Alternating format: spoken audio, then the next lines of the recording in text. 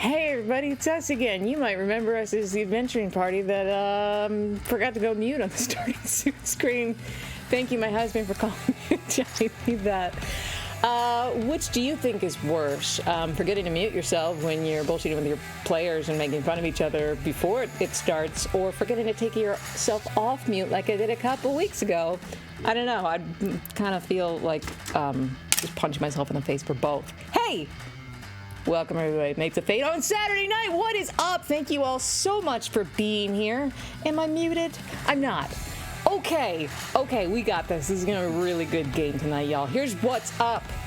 Thank you for joining us for the Lost Mine of Phandelver. If you've been here before, you might know that we have two original homebrew 5e D&D campaigns, Songs of Creation and Artima.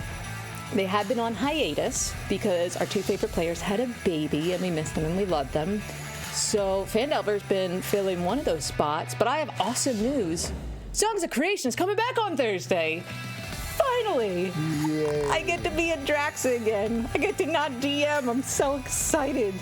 I get to wreck somebody else's campaign for a little while. So please come back Thursday night, 8:30 p.m. Eastern. And just root for Matt while he kicks the cobwebs off and sees if he remembers how to run a dungeon. But I think it's going to be amazing. In the meantime, let's talk about our Phandelver friends. Hey, everybody, let's go around the horn. Marcel, would you like to say hello? Hello, I'm Marcel. If you guys have not heard about me and what I'm doing, go to TTTomes.com and sign up for our Kickstarter, our emails. Go ahead and sign up. Tell some people about it. That's what I'm about. I play Brutalitar, Glory Main. I'm going through some stuff right now, so don't judge me, all right? What? But I'm happy to be here and be playing with you guys. Did something happen? Maybe, a little bit. Could be. Thanks for being here, Marcel. Go ahead and throw that link in the chat. Definitely go check out TTTomes Kickstarter. We're really excited for that to launch once it gets going, and we are rooting for you, my friend. Thank you. Jesse, hey, thanks for being here. Where are you from? What do you want to plug?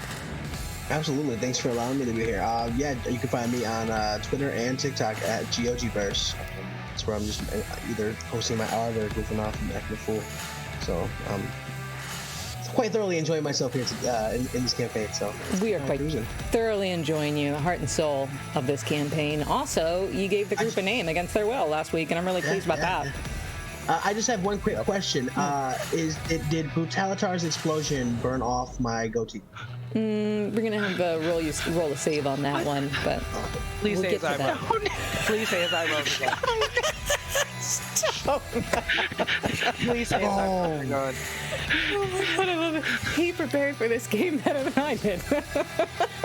This is what just happened in our campaign, for those of you who are not caught up. If you missed last week, there was an incident. We'll get to that. Maeve, hey, thanks for being here. Hello. Quick question. Which campaign do you like more, Lost Mine of Phandelver or Ravenloft? Go. I mean, you both tortured me in such brilliant and creative ways. This one. Got it. Okay. You're perfect. I mean, I'm just saying that, Matt tortures my character, you torture my character. I could never think of birthday parties in the same way again. So, yeah, I'm Maeve, I draw. That's all. Awesome. Thank you for being here, Maeve, and thanks for always being such a good sport about the abuse that you have to put up with from not one but two different streams. We appreciate that. Stone, looking fiery today, my man. Hi, would you like to introduce yourself? Where can we find you? We're all looking fiery today, Ash. I am Stone in Hat. I work with Views from the Dungeon, and I stream here. Sometimes I stream by myself, but I haven't in a long time. But I'd like to set up again. Anyways, I love being here. I'm excited to play. We're excited to have you. I checked out Views from the Dungeon stream today. It was really, really good. Please go give them a follow and Slices and Dices. But specifically because I watched Views from the Dungeon today, go give them the follow. They're one of my absolute favorites, and they just made affiliate. So go give them a sub. You won't regret it. Maybe you will. I don't know you, but I didn't. All right, listen. If you see a heart button down below, would you be so kind as to give us a follow and get notified when we go live? We play twice a week. Right now, it's Tomb of Horrors 5e, which should be ending shortly because we just narrowly avoid being not killed by a lich that may or may not have been a lich. I don't know. We probably got like one episode left. That's been a lot of fun. And Songs of Creation next week. I guess we play more than once a week. We do a bunch of fun stuff. Give us a follow. And look at the schedule. I don't know. I'll update it. Do you like memes? Follow us on Instagram. Do you like updates about things? Follow us on Twitter. I don't know. Our Twitter's not very good. I'm not good at self-promotion, but I'm trying, everyone. If you want to catch up on our old episodes, check us out on YouTube. You can just do like the little Nightbot thing, or just go to matesofate.com for like all of our links for everything. We're happy to have you. If you've never seen this particular version of Lost Mine of Phandelver before, here's what's cooler than any other Phandelver version you've ever seen or played at home. This is a charity campaign. So we are raising money for the Trevor Project, which is an organization very near and dear to my heart. For over 2 decades, they have been committed to preventing suicide in LGBTQ youth under the age of 25. They have free and confidential chat, text, website, like a Trevor space, all kinds of awesome stuff. Super, super, super good cause. And here's how you can help. If you see Nightbot just sent a link into the chat right now, you can click that. You can send one of these players a healing potion for a big donation. Yeah. Instead of chaos. It doesn't have to always be chaos, guys. Yeah. Come on. You can. They need it. There was an incident last week. We'll get to that. For a bigger donation, you can cause a wild magic surge to occur in real time in our game. We've had over 10 so far, which means we're doing great donation-wise, campaign-wise. Not great. It's fucking ridiculous right now. We have like a translucent horse.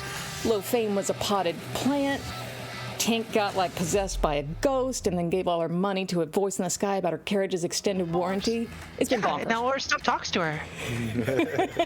Oh yeah, your Dora the Explorer with your talking backpack. That's my favorite one, and I already forgot all about it. I didn't. You gotta do some voices tonight. Yeah, here's the thing. I didn't realize when we put all the items in your backpack now have voices that would be on me to come up with 20 different voices for shit in a backpack. But that's D&D for you. It's not just any Wild Magic Surge table. Here's the thing. Our Wild Magic Surge table was created by members of our Discord community. So jump in our Discord and come hang out with us. We're an awesome group of people who are super duper nice. And if you jump in the Phandelver channel, you can add your ideas on additional ways to break this campaign. It's not hard.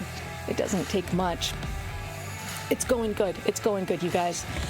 Okay, thanks as always to our friends at Syrinscape for the awesome atmosphere sounds and combat music and occasional explosion noises. Check them out at Syrinscape.com if you want music and atmosphere for your game at home. Yeah. Okay. Did I miss anything? I think I got it all right. Here we go, y'all. Let's play D&D.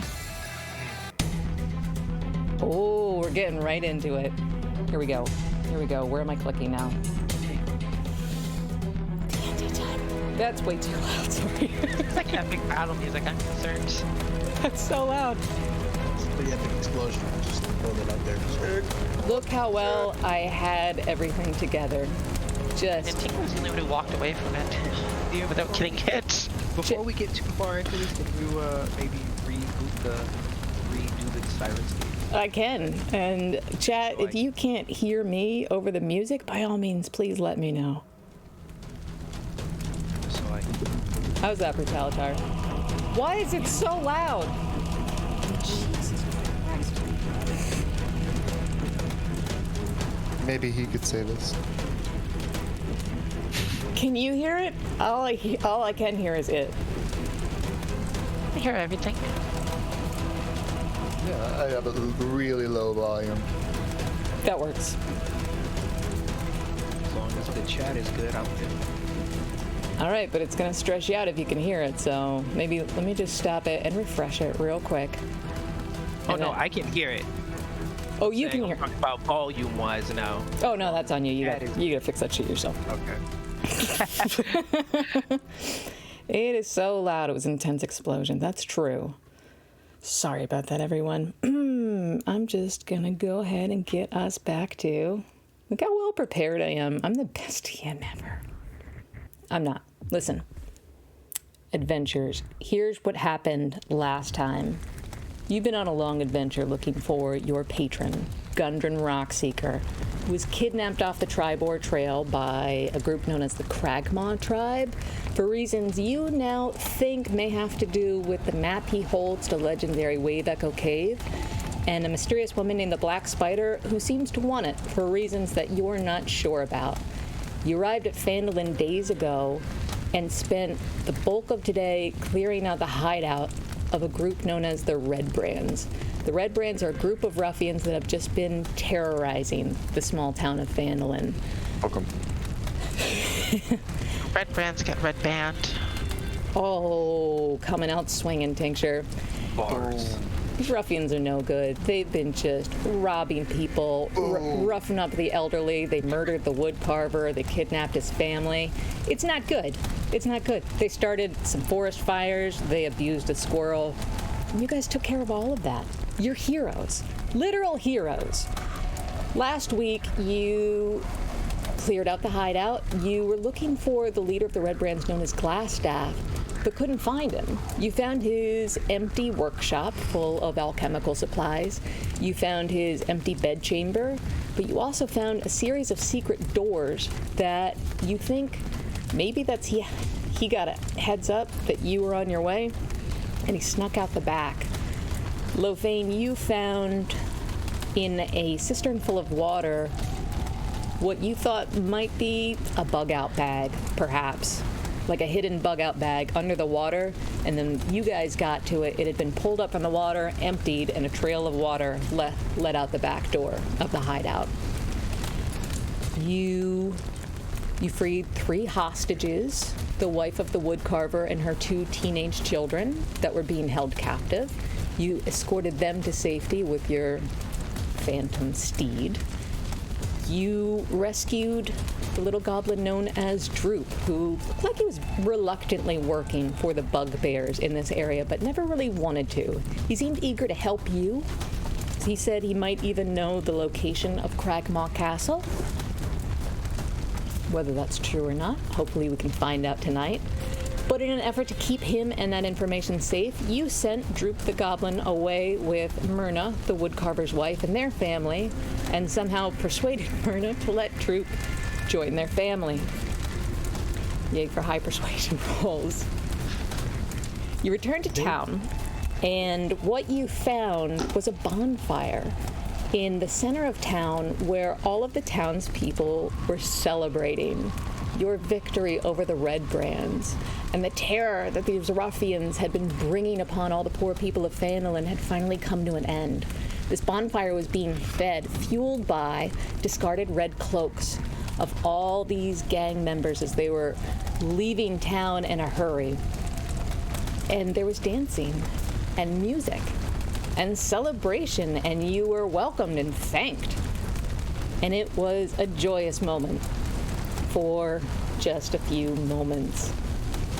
And Brutalitar. Over the past few days, you have noticed this surging pain, magic, energy, you're not really sure, coursing through your deeply scarred, blackened hand. And as you sat by the bonfire, you felt the flames tickle your fingertips and played with the dancing flames just a little bit. And then, to everyone's surprise, with some kind of inexplicable surge of energy, a gust swept through the town, and the entire force of the 6-foot bonfire was pulled into Brutalitar's hand. And for a moment, time stopped for you as you realized you had only moments, as you could feel this energy coursing inside you that you could not contain. And you made a decision to save as many people as you could, to get up and run away from the people as quickly as you could. But it wasn't quite quick enough. The energy of this bonfire suddenly exploded from your fingertips, blowing you backwards, knocking the wind out of you as you hit the ground, and causing this ripple effect around you. Injuring, affecting, you're not exactly sure, but many other people in Phandalin, including Geogi and Tincture. Geogi looking much worse for the wear. Tincture kind of expecting it, I guess, and she's doing okay. I actually avoided it. The other, everyone else got hit on me. You've been traveling together for a long time, you know, you know how to just roll with these unexpected things. Plus the wild magic surges that have been plaguing you guys for weeks now. I mean, it's just another Saturday, right? Easy, yeah. Not paranoia if they're actually out to get you,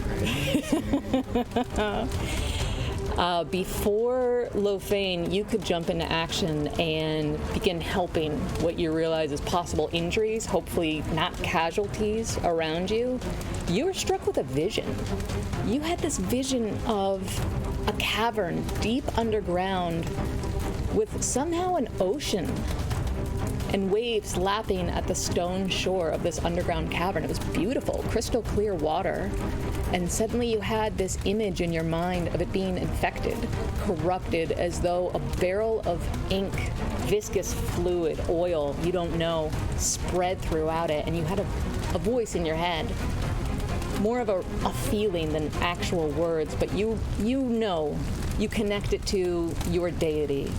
And you heard it as, "Help me, child." And that is what brings us back to this moment right now. Quick look around. Are there any casualties in the area? More specifically, do I see glitter sword or droop? Make a perception check. Oh, Pete, thank you. God, right out of the gate. Oh no, that's the big die. Okay. The big guy. It's a 19. Oh, we're over 400. That means you get to play your scary games. It's 500, and we'll get to that later. We'll talk about that at the break. soon. Thanks, Pete. Let me bring up the Wild Magic Surge table. We will get to whatever that donation was in just a minute. GOG, you notice everything with a roll of 19. You're able to take in the entire scene around you. After this explosion, you were slammed backwards. Your face is burned.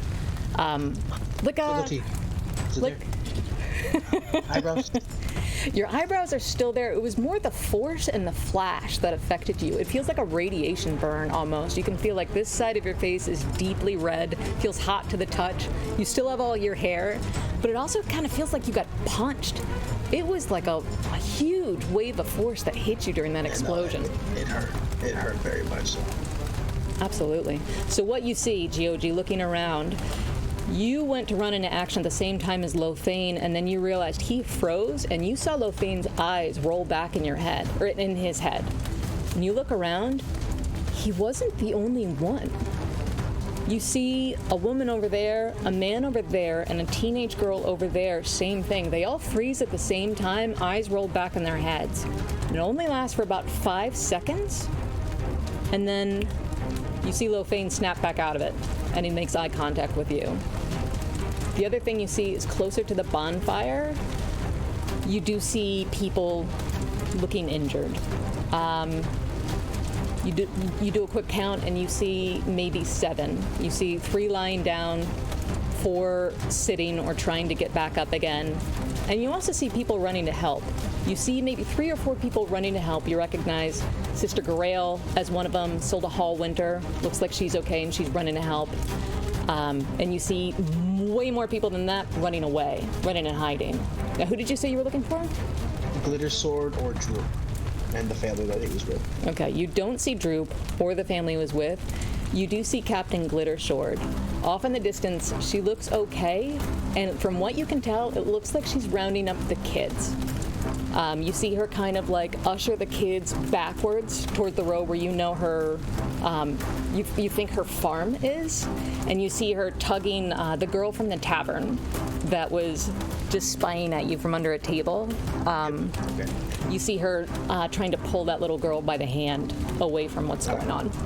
Then I will go near the people that I see around the fire that are down, and I will spend 2 of my spell slots to cast Healing Word. Healing Word, okay. Those individuals. Let's get to that in just a second. Lofane, what are you and or Drip, your wolf, doing? Yeah, first I'm checking on Drip. I'm like shaking myself out of it, making sure Drip's good. I see that he's next to me, just like, oh. And I'm I had just made eye contact with Gyoji. I'm like implying that he needs to take care of the other people while I go after Brutalitar. Okay. I'd like to head towards Brutalitar with shape water at the ready I to know put him out. at the end of the last session, I retreated off into the woods to like not. He did, yeah. Yeah, I'm going after him. Okay. All right, we will come back to that as well. Tincture, what are you doing? I had also ran after Brutalitar, and I should be quite a bit ahead Okay. at this point. Yeah, you would have a head start on Lothane because you weren't suddenly struck by some kind of vision of water. I'm gonna turn into a dire wolf as I head towards Brutalitar to move a bit faster, and I guess gesture to Tink to jump on my back as we head towards Brutalitar. Super cool. Okay, so you guys are on your way out. We will follow up with you in just a moment. Gyoji, you are jumping in to help who you see is hurt. So you see Sister Garael is tending to the tavern keeper, the one that's been paying you to play in her inn. She is unconscious, but Sister Garael looks up at you, and she just, she says, stabilize, don't heal. Let's get them all stable first. We only have so much magic to go around there. And she points to another woman, a human woman with gray hair, just about 6 feet away that is unconscious on the ground. All right. I know nothing about medicine or stabilizing anybody. I use with what I have, so I'm just don't go falling apart as I cast the healing word on the lady who I'm renting a room from. So she gets 9, and then I'll run over to the old lady that's on the ground and continue singing towards her too, and she gets the 7 points of healing. Oh my goodness. Okay, so the gray-haired lady and the innkeeper are both getting 7 points of healing. 9 and then 7. 9 to the innkeeper and then 7 to Was it the same grandmama. song for both? I have to ask. Yes, it is. Okay. That is incredible. You see the innkeeper that you've been working with slowly open her eyes and just looks absolutely stunned. And then her wife kind of like helps her sit up, and she just coughs a little bit, but she looks okay. She does look okay. The gray-haired woman that Sister Garael is trying to help, same thing. As Sister Garael is kind of like saying a chant over her body, and just like looks like she's sprinkling a little bit of oil on top of her clothes. You're like, we don't have time for that. And you do something actually effective. And you heal this woman who, same thing, slowly opens her eyes and just looks absolutely stunned, but she just lays there for a moment, kind of like reeling from the shock of what just hit her. You see one more person that's unconscious right now, about 10 feet away in the other direction. You see a little gnome, a man, an older man. I look around, there's nobody is attending to him. I'm like, oh, for fuck's sake. And I'll run over, and I'll continue singing to this one, and I'll give him my last spell slot, the healing word. That is going to be a 5. A 5. It is enough, and is... Actually, Gyoji, you wouldn't recognize this person, but it is a tiny little gnome who looks very, very old. He has gray hair poking out of his ears. He was curled up in a ball, and you see his face is, like yours, very burned just on one side where he was hit with this radiating blast, and his eyes open, his hook nose inhales sharply, and he looks up at you. Oh boy, I thought I was it for old Grimble. It's not your time, Grandpa. Oh, thank you, son. I'm much appreciated. Oh, I said this was gonna be my last ride. I was gonna go retire with my wife in Warheim. I gotta get out of this town. Where's my pineapple? There it is. All right. And then I just scan the horizon and see which way Brutalitar is, and like, what the fuck? Yeah, you can see there's a few other people hurt, but it doesn't look like anyone's gonna die from this. It looks like you've helped stabilize everyone that you can see. And you can tell Brutalitar ran out kind of towards the entrance of town near an orchard. I'll just look for wherever the fire is, and I'll walk that way. Okay. I assume this is in the northwest part of town? Yes. Okay, excellent. Did Tink jump on my back as we were running towards Brutalitar? I did. Excellent. So I'd like to listen for a body of water or a river nearby, and try and catch up to Brutalitar and lead him towards that. And I'm going to push him right in it if it's possible. That's my plan.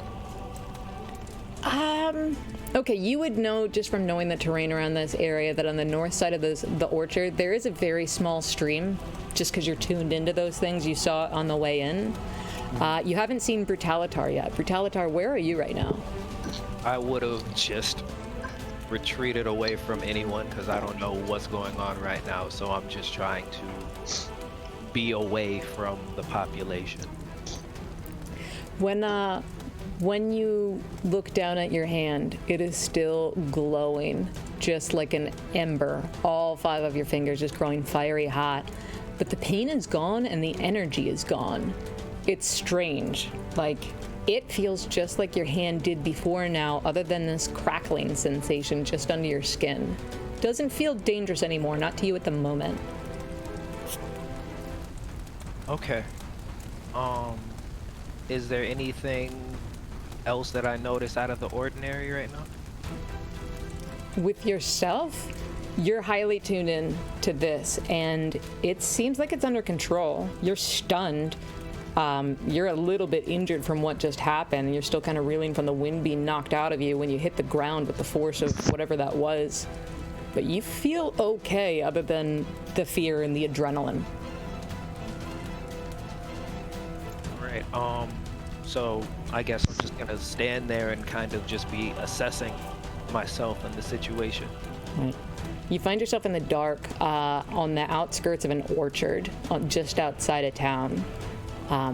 Looks like an apple orchard from what you can tell, and it's quiet here. You can still hear the town, you can still hear voices, but it seems like the screaming has died down. And Tincture and Lofane, with GOG catching up, make a perception check, see if you can find him. I have advantage on smelling and hearing. What kind of creature are you right now, Lofane? Direwolf. Nice. I guess it smells like brimstone and hummus. Get a 14. 17. Brutalitar, are you... Brimstone and hummus? Hummus. Garlic. Listen, listen. Don't judge me for my snack choices. I love hummus. You kidding? I'm a hippie. Were you trying to hide, or are you just kind of like getting your bearings again? Getting my bearings. It wasn't so much a hide as a strategic retreat to get away from people. We're not fleeing, we're running in the other direction. Excellent. So with those perception checks, you would be able to find Brutalitar just on the outskirts of this orchard. Lofane, you would know probably about 50 to 100 feet away from this tiny little stream that feeds the orchard. Okay. Well, I definitely want to approach him. Careful. I don't know what happened, and I'm not sure it won't happen again. As I kind of would raise up a hand that is glowing red. I want to sniff it. As he approaches, I'm like hesitant, like you see me kind of withdraw a little bit, like careful is essentially my body language. As Lofane approaches, Tincture just kind of jumps off his back and then runs to Brutalitar and just hugs his legs. Like, it's okay. I think it's okay. We're good, right? Are you all right? You notice a flinch as you hug him because it's like, I don't know what's happened. You know, like it was just a. So it starts off as a one-sided hug, and then my not red hand is going to pat you on the back. Yeah, as she sees you flinch, like her ears just drop a little bit, but as you just kind of rub her hand, she just seems much more at ease. And if anyone's like, if everyone's there, I'm not sure if GOG made it there yet, or if he's trailing in, but I would like be showing them the hand very cautiously, like a stick of dynamite right now. It's essentially how I'm like, I don't know what this is, but I'm showing it to you. It's kind of like how I catch my up. reaction. I'm holding my loot in my hand, kind of like a rifle. Crackling energy at the end of my loot. You good? What's going on, boss? Can't just be blowing up on people like that. And then with that, I'm going to kind of. Is everyone okay? What happened to the people? I healed what I could. I think they got everything under control. I don't know entirely the extent of the damage done. And you see him. I'm gonna say this is the first time you've really seen his ears kind of go down like that as well, almost in like a tink way, where it's like, oh shit. I mean, we started this night as a hero. You might end up leaving here as a fugitive. I mean, it's hard to tell at this point. Might have to do some looking around and put our ears to the ground and figure it out ourselves. I mean, not looking good, boss. Maybe we can go back to the manor. We can go to where the Red Brands were. We could stay there tonight. Then again, hiding doesn't bode well either. I mean, it depends on what kind of person you want to be, Brutalitar. I'm going to go back. However, I don't know what will happen afterwards. But I don't think I should go back until I'm sure I won't be a danger to anyone. As I still kind of like am there flexing my hand and whatnot. I think you're just gonna reach your hand out and try to touch the hand that's glowing. And in the same kind of fashion as when Lothane went up to sniff it, it's kind of like a flinch back, but I'll leave it there, but you can tell I'm very hesitant about the whole thing. Brutalitar, how hot is your hand for someone else to touch?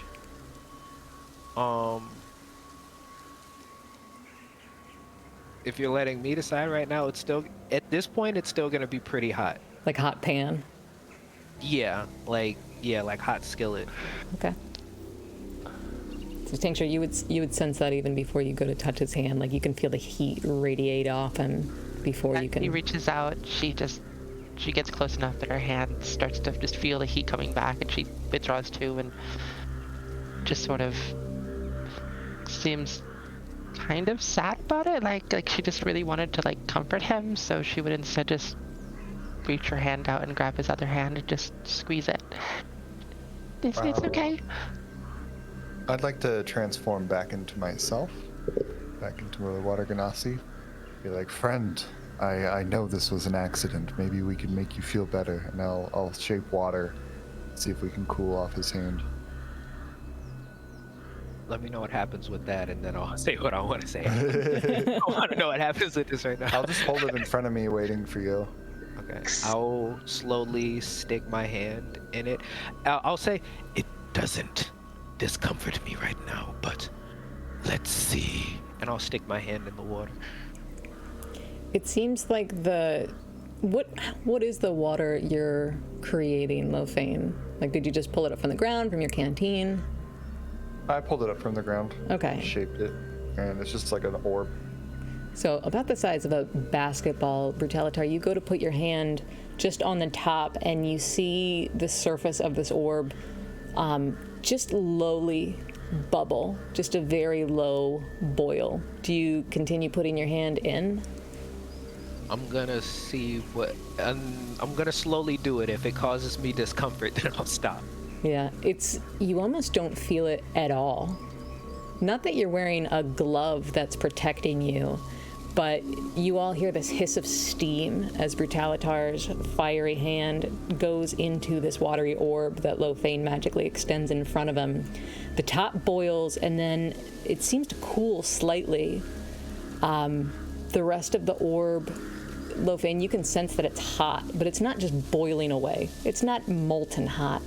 It doesn't seem like it's cooling you, though. Like it's heating me up? It's heating. not cooling him? It's heating the water up for sure. It doesn't seem like it's cooling him off. Okay. So I would say to GOG,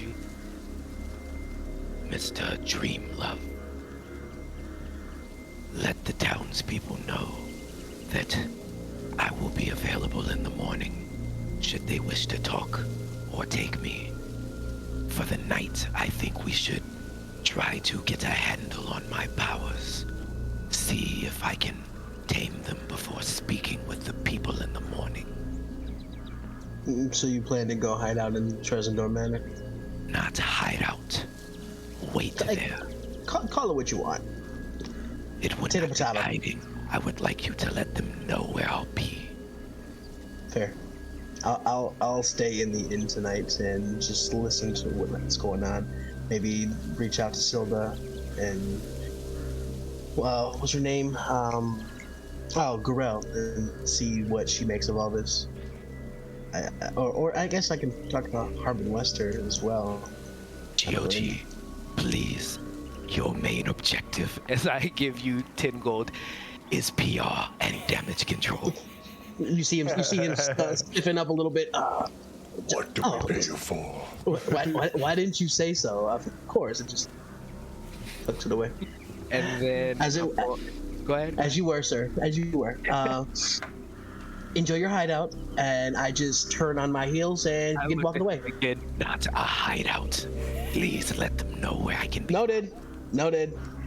and I'm going to look to Pink and Lofane and say, Picture, I know that you are quite adept in Arcana and many things having to do with things that go over most people's heads.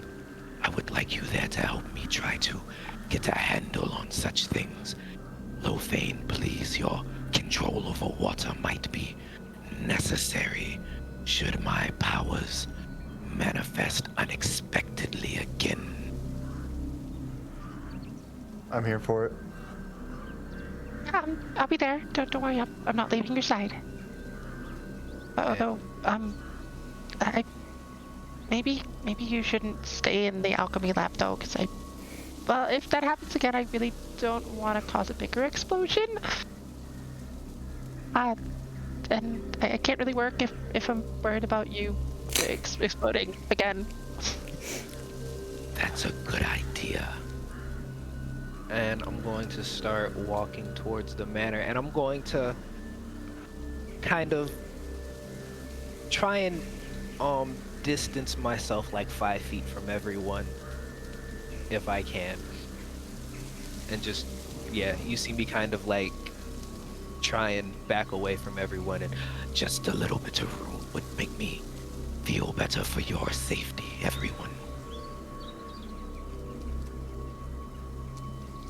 I'm cool with camping in the woods if we gotta. I'll start setting up camp. Or I guess we're going to the alchemy lab. Yeah, we'll head over to the How about manor. the yard outside the manor close enough to enjoy our new home? But it's probably wise for me to stay outside. Can't argue with that. We don't want to burn down our new asset. I mean, it's mostly made of stone, though. Like, I don't think that's gonna be a bad thing. is it mostly made of stone? Yeah, from what you can tell. Okay. Yeah, And also an explosion would be contained in there. If there was another. Lofane has a very good point. Although it could risk our lives with a collapse. But depends on what our priorities are here. And I you say we head kinda- over there though. Yeah, you kind of see me kind of just sitting there, like almost with. It's like my hands are up, but just one hand. At this point in time, Tincture has taken out her journal that she carries with her, and she's just sort of observing your hand, trying to like write down little notes and everything about what she's seeing, and she's probably drawn like a little sketch of like your hand and like arrows all over the place. Be like, this is very hot. Do not touch. I'm going to see her taking notes, and I'm going to pull out my book and my pen, and my pen's just going to slowly melt in my hand. And I'm going to seem kind of aggravated and drop it. Let's put my book away before it catches fire. So where are you three headed right now? I would head to essentially the yard. I would hesitate at entering unless they encourage me to enter. You would see me essentially stop in like the front yard. Yeah, I think I've decided I have a preference towards being outside anyway, so I'd rather be near the manor, but outside. So you set up a camp in the land outside the ruins of Trezendar Manor. Correct. Brutalitar, did you want to come with me inside, or do you want to stay out here? If Tink is gesturing me inside, Lead the way. All right. Well, I'll hang out outside. Like, I'll keep guard. The party's all split. He's just gonna like. I would tell Lothane that If they come, send word for me and I'll come out to speak with them. I'll be sure they know it's an accident, but I also am sure that GOG is doing excellent work. cut to him at the tavern. No, I know he's a fucking madman. I can't help it. No.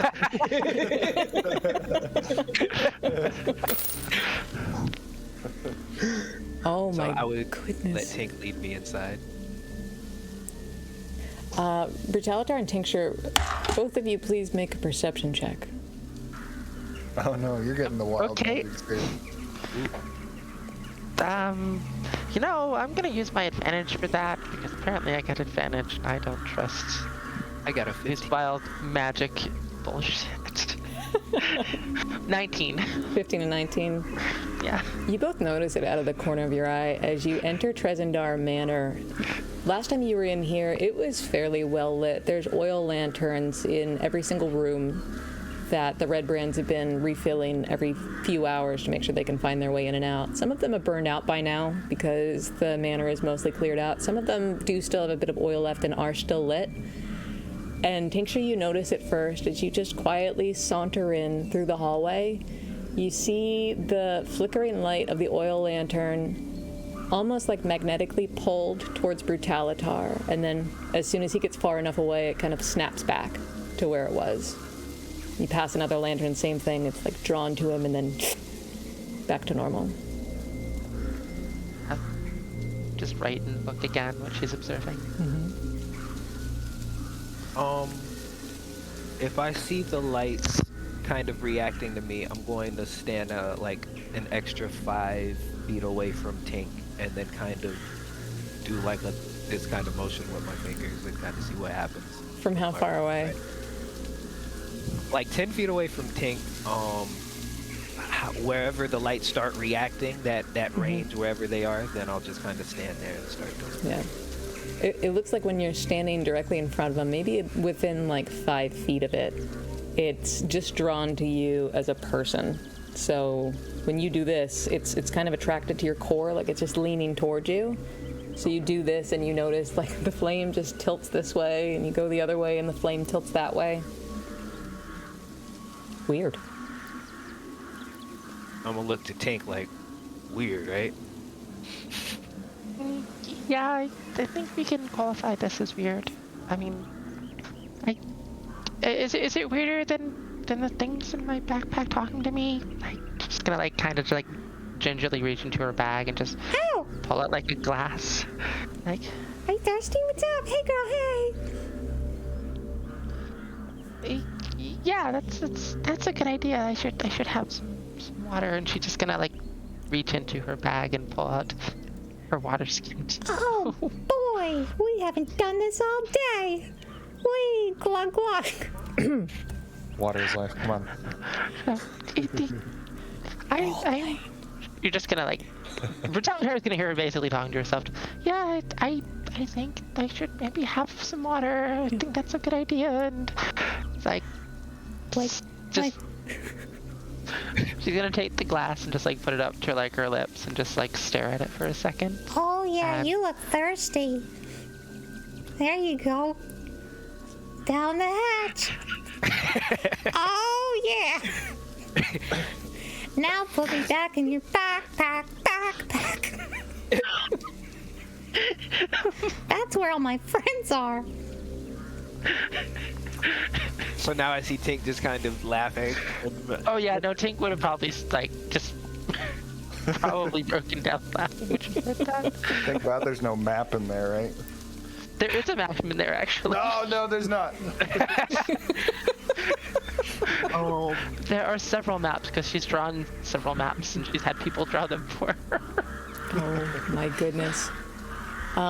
Tincture, as you go to put your backpack away, you feel a familiar surge that's been haunting you for the past several days of this magical aura suddenly begin around your feet, and then Brutalitar, you feel it too, just in the floor above, or the floor below you, this fine layer of dust along the stone floor.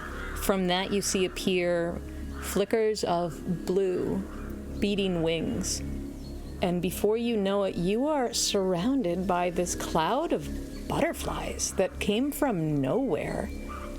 Thousands of them. It's cute at first, and then you realize you can't see each other through this enormous swarm of butterflies that's filling this entire hallway. I cast Fireball. Do you? I don't have. Okay. Well, it was nice to know all of you, I guess. This is why Brutalitar kept asking me if he'd need backup character sheets when we started the campaign. I get it now. I get it. Okay. Other than that, that particular surge seemed relatively harmless. Thank you, Dice Gods. Okay, so do they eventually dissipate? Or are we just kind of trapped in a butterfly jar? They don't seem to be going anywhere. Do you stay inside them, or do you keep moving? I'm gonna take one, and then I'm gonna keep moving. Okay. We're inside? Yeah, I'm gonna keep moving. Tincture, do you follow? Yeah. So Brutalitar, as you begin to move, you can step through the swarm of butterflies and kind of... They're not harmful, they're just so many of them. You make your way through.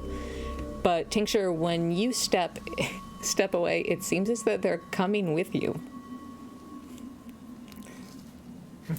Yay. Well, I guess they're not talking to me. That's good. It's gonna be kind of hard to research things with all these butterflies, though. Ooh. What's going on? You think I know? I don't know anything about any of this. So let's cut to Geogi. Geogi, the bard, what are you doing now that you've been sent back to town? I'm walking back to the town square where I had previously left from, just to assess the damage and see if I can get a beat on Garel, Silva, or Harbin. You don't see Harbin, the town master, anywhere. You do see Sister Garel. It looks like she's still sitting with the tavern keeper and the gray-haired woman that she was helping earlier. They've put out the bonfire. It looks like several townspeople have doused it with water to completely extinguish it. So it's much quieter in town now. And you see Sister Garel sitting not far from the Shrine of Luck where you all first met her. And she's just kind of like tending to their wounds, making sure they have like cold water to sip on. You see her like patting the forehead of the tavern keeper with a damp cloth. Silda, you haven't spotted yet. Okay. Sister Garel, how goes it here? Were there any serious injuries aside from what we saw earlier? I think we got very lucky, thanks to our sister Luck. Praise be, we are so blessed to today.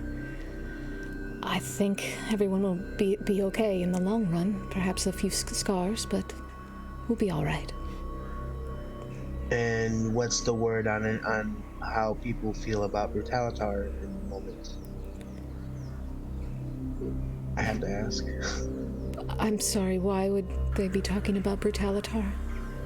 Oh, that entire thing happened around him. I mean, it was a crazy experience for Did he all. cause it? It all happened so fast. I didn't see. I don't think he caused it.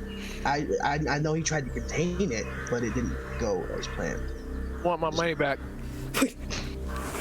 What did he plan? He didn't plan anything. I don't know what happened. I was just singing my music, and then next thing I know, I see an explosion.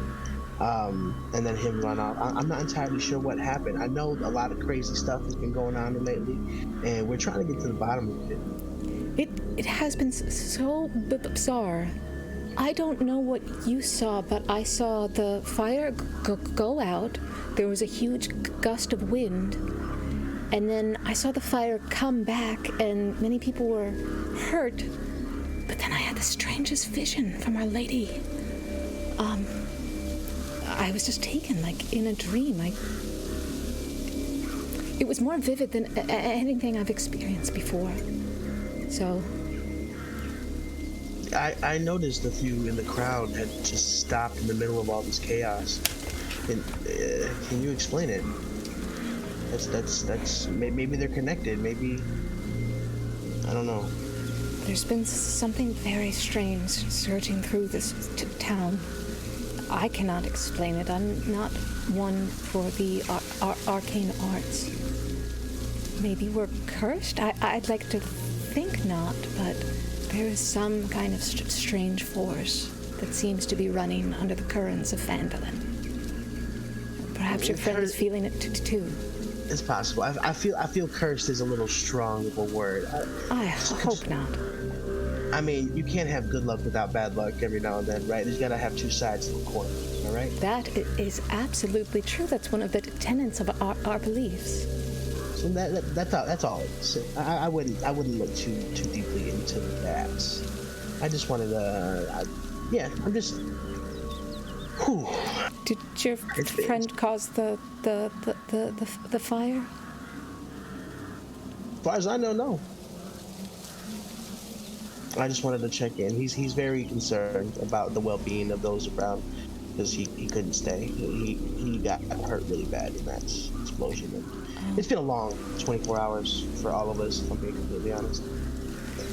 That is true.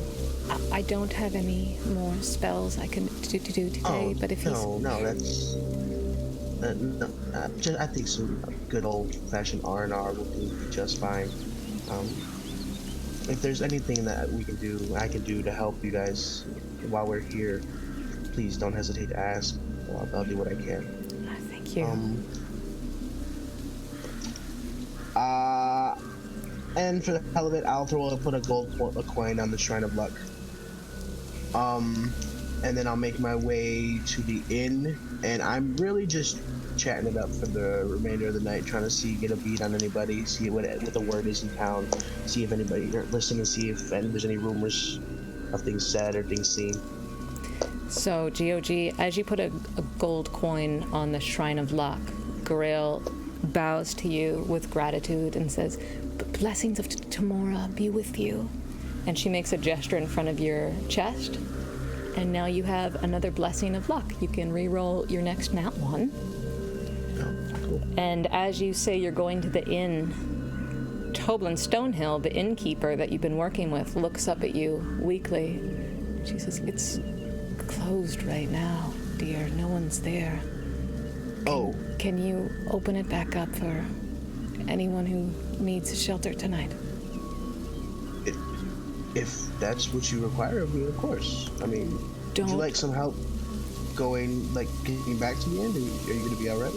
My wife will get me on my feet soon. I'll be all right, but I trust you to let people in. Do not let them into the ale room, please.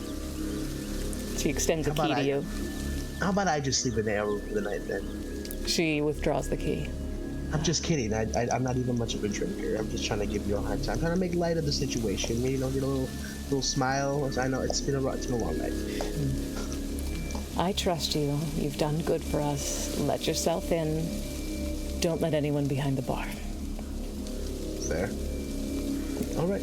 I'll do what I can. So with that key, you can make your way into the inn, and there's a handful of people that just kind of came by just to see what's up. Mostly, they look completely unscathed. A lot of looky-loos, a lot of people with long necks, big ears, that kind of thing.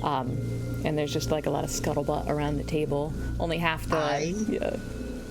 I will spend the remainder of the night. I will let them in, and if anybody wants drinks, I'll play bartender until she gets here. I don't care.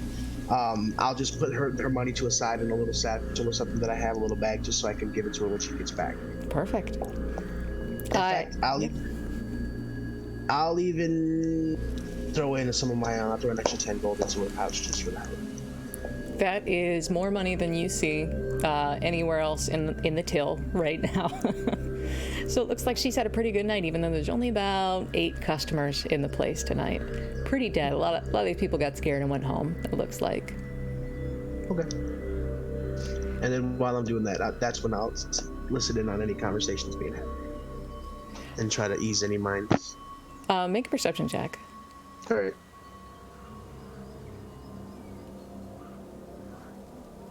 Oof, 7. I'm too focused on the bartending job just to actually pay attention to what's going on. I've never done this before. I've never been a bartender. Quite nice. I'm just tipping my hat and... It's tough to keep track of all the different conversations going on.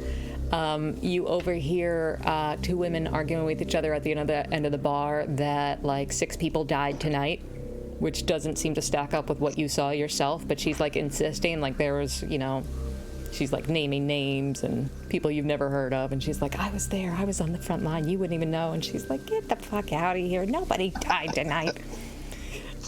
You see a man and a woman at the other end of the bar, and they're just kind of like whispering quietly to each other. You don't hear Brutalitar's name come up per se, not with that perception roll. Anything else you'd like to do while you're in here? Nope, I will just take my time in here, and I'll go to bed a little bit later. I'll probably sing some songs for whoever wants to hear them. If anybody gives me a request, that's about it. And then I'll just go to bed at a late hour. Okay. Then do my meditation, my trance. Your 4-hour meditation. Mm-hmm. Okay. Lothane, anything you would like to do before the night is over? Yes, I've set up camp. My hammock is out. I've set things up for Drip as well, and after everything is set out and I'm ready for the night, I'd like to sit upon the grass against a tree and meditate upon the vision that I had and consider the potential link it might have to what Brutalitar was experiencing, holding or at least focusing on my druidic focus ring pendant that I wear. Hoping to get a bit more insight into this. Make a religion check for me. 7. It does certainly bring you a sense of calm to connect to your higher power of water and just to be outside, feel your roots in the earth, where you belong, where you always feel the safest. The air is clear tonight, even though there's a lingering smell of smoke, and with your eyes closed, you're able to focus and hear the sound of water, and you replay it in your head again. The vision that struck you earlier sounded like gentle ocean waves crashing. You know you saw rock, and then you know you saw some kind of corruption begin flowing through it. You feel confident that the message you felt, the cry for help, it did feel like the water was calling out to you. But it's hard to make a connection of everything else that might have happened tonight. You're not exactly sure why you would have gotten that message right now or how that links to Brutalitar. Not yet. Okay. I'll meditate until I fall asleep. Mm-hmm. Drip looks like he's having kind of a hard time getting settled tonight. It was a big night for him, so he kind of curls up closer to you than usual. Tincture, anything you'd like to do before the end of the night? Yes, actually. After leading Bertalatar into the basement, Tincture's gonna first make sure that the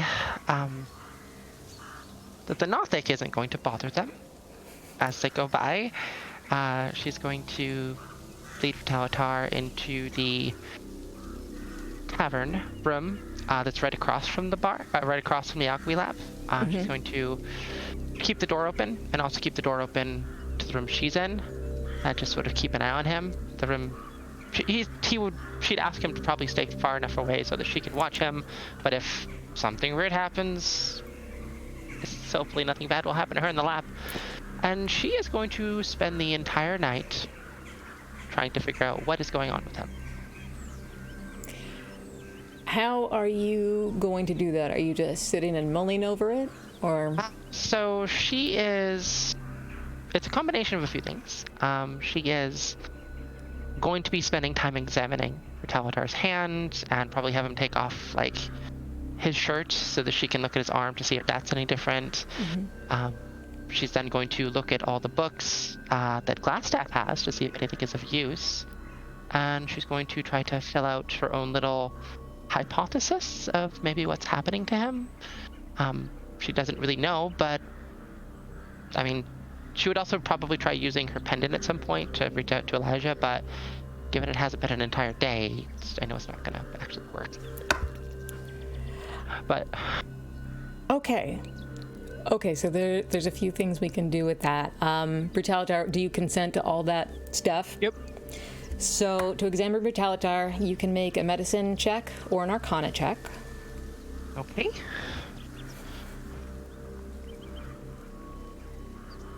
Arcana, fucking that one.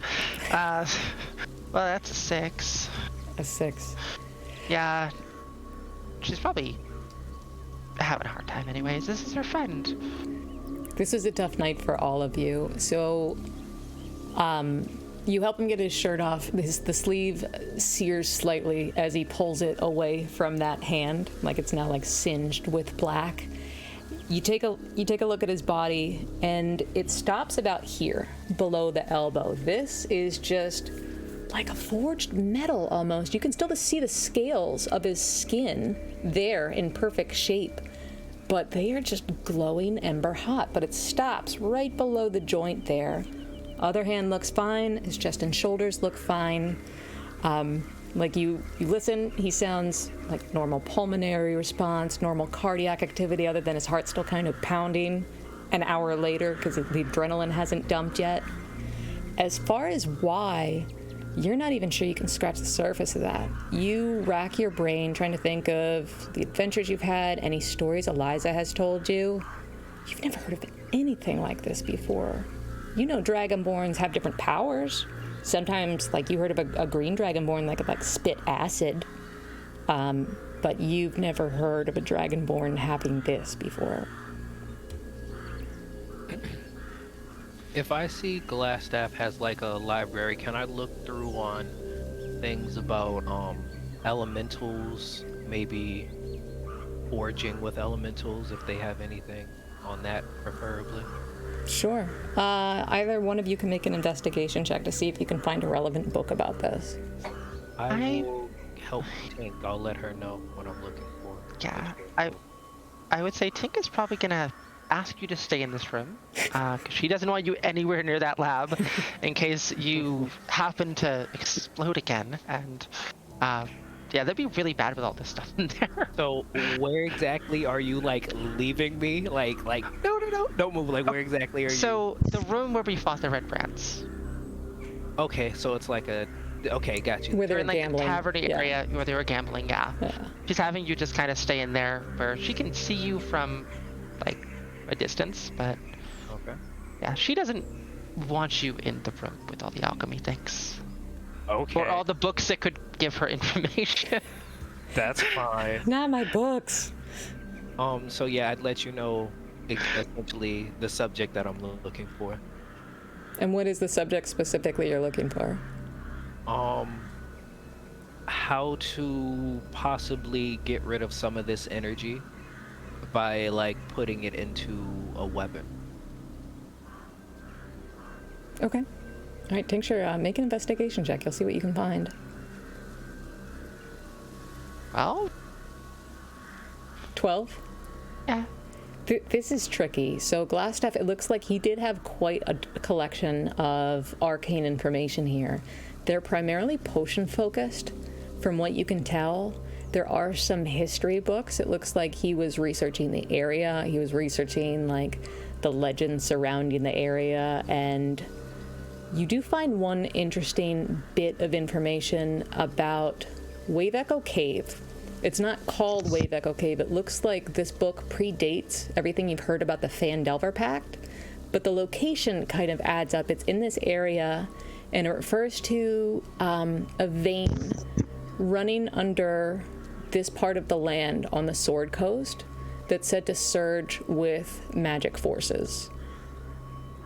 From what you can tell, it ebbs and flows. It's not constant. It looks like they remarked every few decades to centuries they would notice higher surges than others. That might be something of note. It might also be nothing. You can't necessarily find anything about the fire element of this. It doesn't look like Glassstaff wouldn't have cared about that. Okay, well, seeing as she's not really found a lot of useful information, she's going to come back into the room with the book that has that information you just shared, and she's going to put it on the table in front of Bertalatar, and as she does, she's going to make sure to touch it with your other hand, please.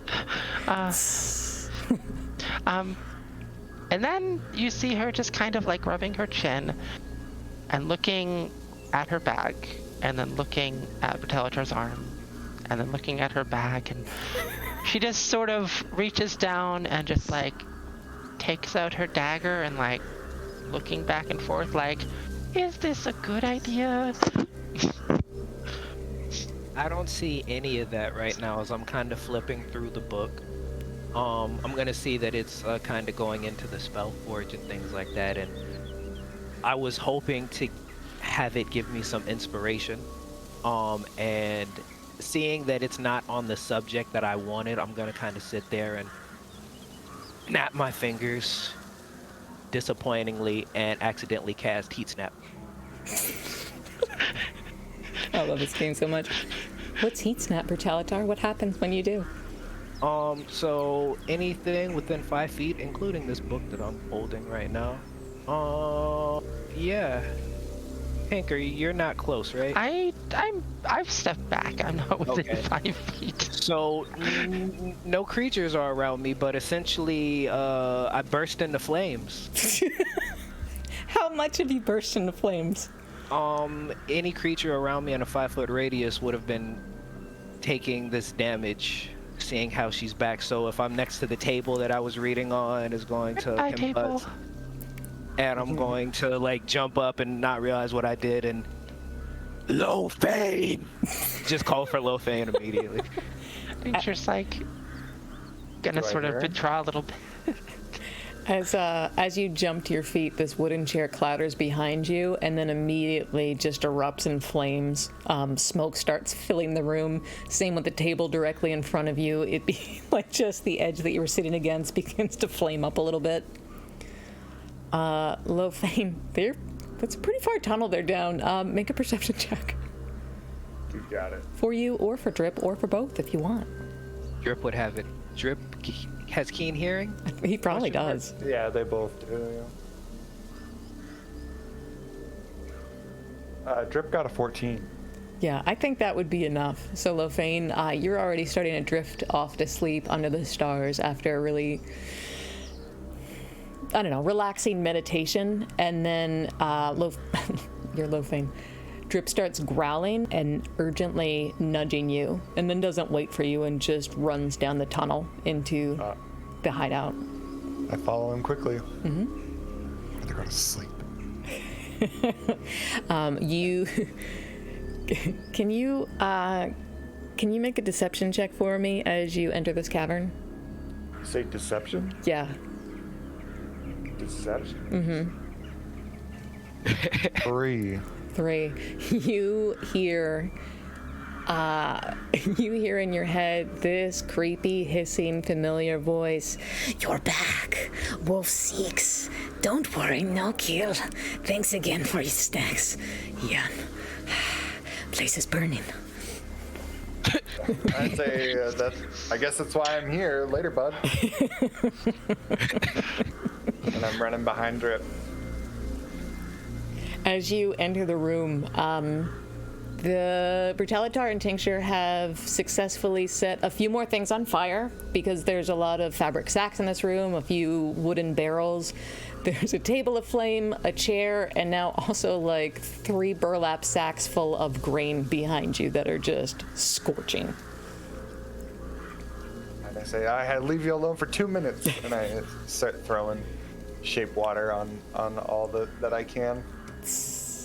It takes about a minute, considering you can work within a 5-foot cube every 6 seconds, but no problem. You successfully get the fires all put out. How's Brutalitar doing?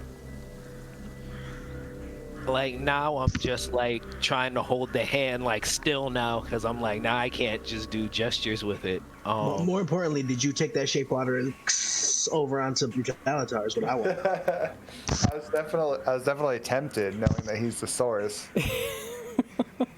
I'm like looking at him like, on fire, though? You too? Is he a flame? I don't think I'm on. Well, DM, you let me know, because it's been a crazy week for me. I have a different... So Tink took off his shirt, but he's... If everything within 5 feet of him burned, does that mean the rest of his clothes burned? My clothes are fire retarded. Okay. Yeah, that's the kind of clothes he would have bought. Naturally, yeah. We're not having that kind of campaign. He's Incredible Hulk. The pants stay on. They just do.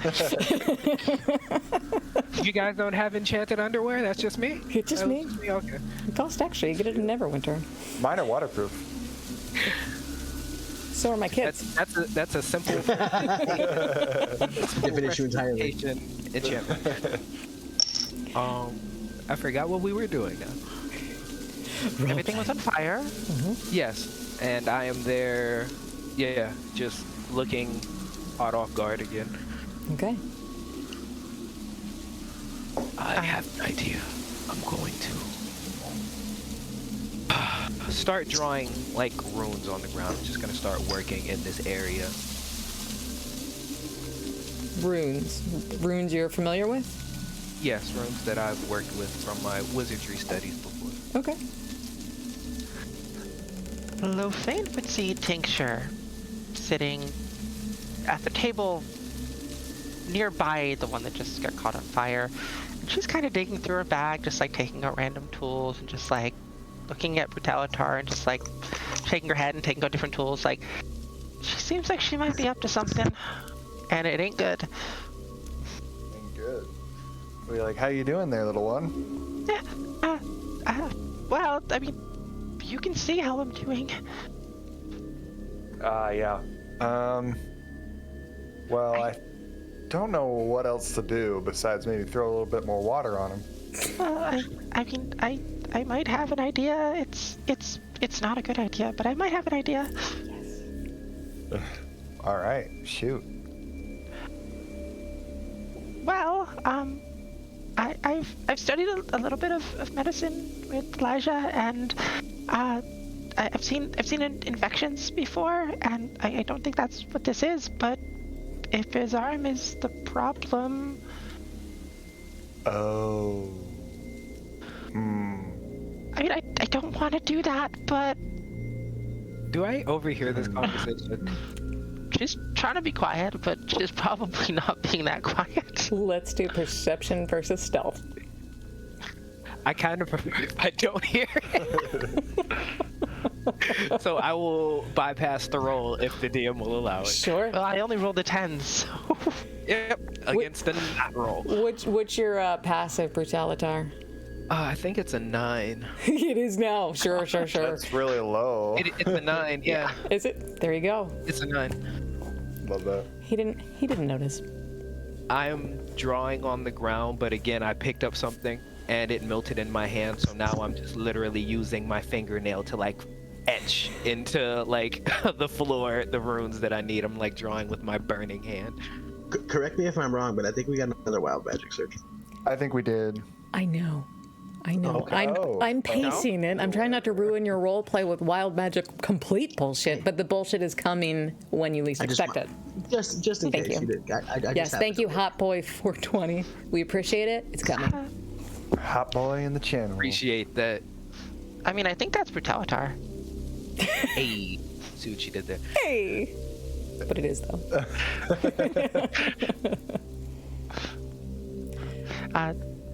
Ting seems really unsure of herself in this plan. All right. Brutalitar, how are you doing with your runes? Are you accomplishing what you're hoping to accomplish with them? Yeah, I'm just kind of making a circle. And was there a campfire here on the map? Like a cooking fire or something like that? Or did I imagine that? I might have imagined that. There was not a cooking fire in this room per se, no. Okay. I would just be setting that up. Yeah, almost in like a circle. And I would be taking out some coals as well, and almost forming like a pattern. So you see me working as Tink is over there with her tools. We're both working on things. Okay. I'd like to acknowledge to Tink, like, I don't know if that's the best idea. I think we should, we really don't know what's happening here. But if it does come to that, I feel like we can overwhelm him. Oh, okay. I think I maybe should go back in the lab and do some more research for now. I think that's good. Lofan's a little cranky that he's not sleeping right now, and is only really participating in this because, you know, he wants to protect Tink, because she would be a victimless crime, or a victim of his crime, if you will.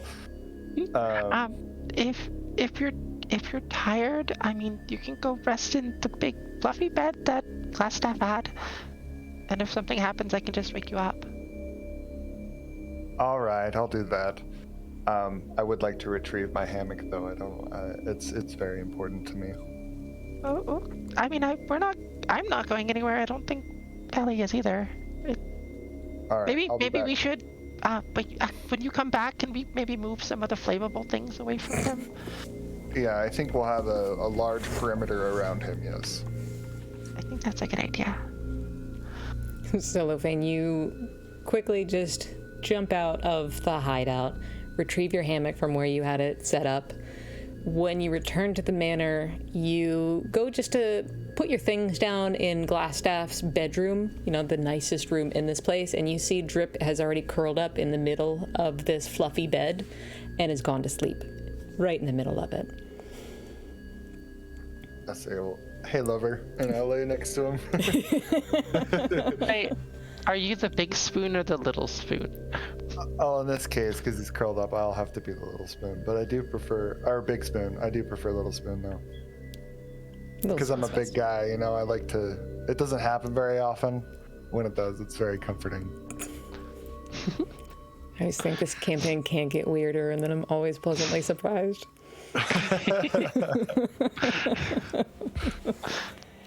Tincture, you are getting all the flammable things away from Brutalitar. Anything else you'd like to do for the night?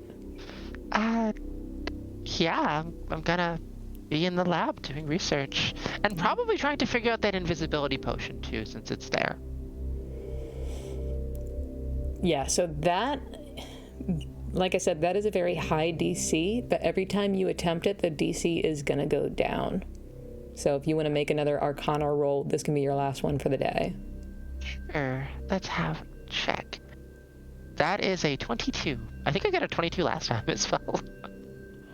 I think you might have it as well because you guys were kicking around the name the Catch-22s. It does just need for pre-K. It's the weirdest thing. You just need to clear your mind for a minute.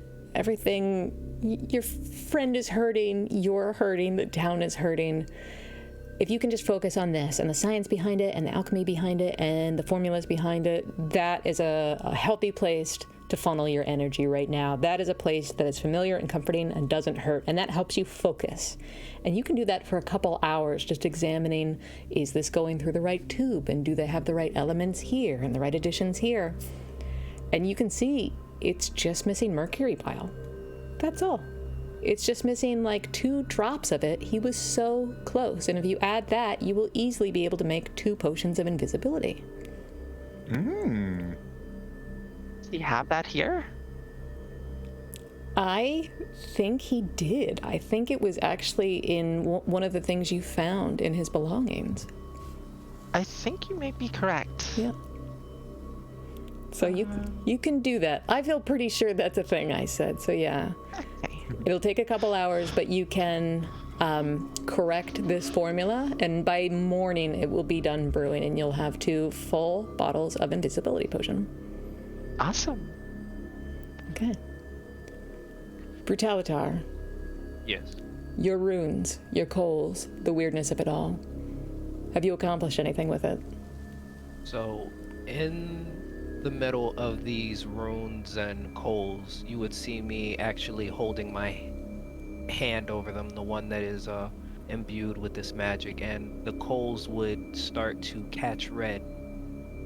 And in the middle of all of this, I would stab the Tresendar sword into the middle of it all. And you would see me there, kind of looking over things, kind of one-handed flipping through my book and kind of looking over things. And it looks like a cook who's missing something from the recipe, essentially, as he seems afraid to pull the final arcane trigger as he's kind of flipping through his notes. And Pink, you would see this in there as well. So that's what's going on. It looks like he's looking for the final sprinkles to put onto this. So it's something you can keep practicing in the meantime, or keep researching until you're sure you've got it right? Is this something you think you can crack tonight, or are you going to come back to it? Hopefully I can crack it tonight, but we'll see. Don't let me hold up anything if you need to This is... get us on a roll initiative. This is... Roll initiative? It's enough. He needs more snacks. No, this is your show at the moment. I'm following you guys, so I'm going to give you a long rest whenever you want one, but only when this is done being fun.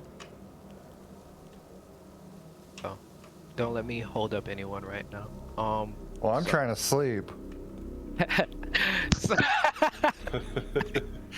Tink, I think I got it. I just screamed to wake him up.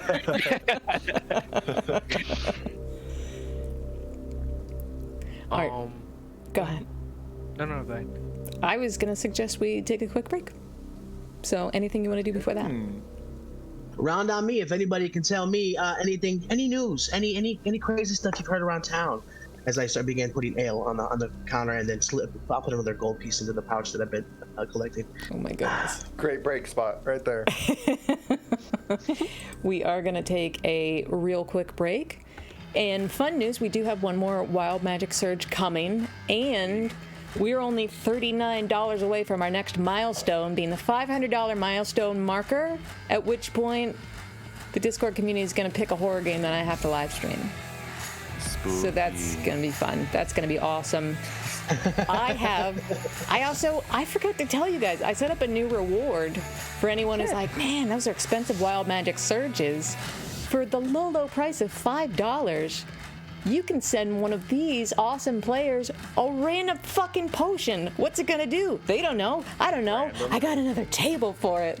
So $5, send somebody a potion. Maybe it'll kill them. Maybe it'll give them a superpower. Only one way to find out.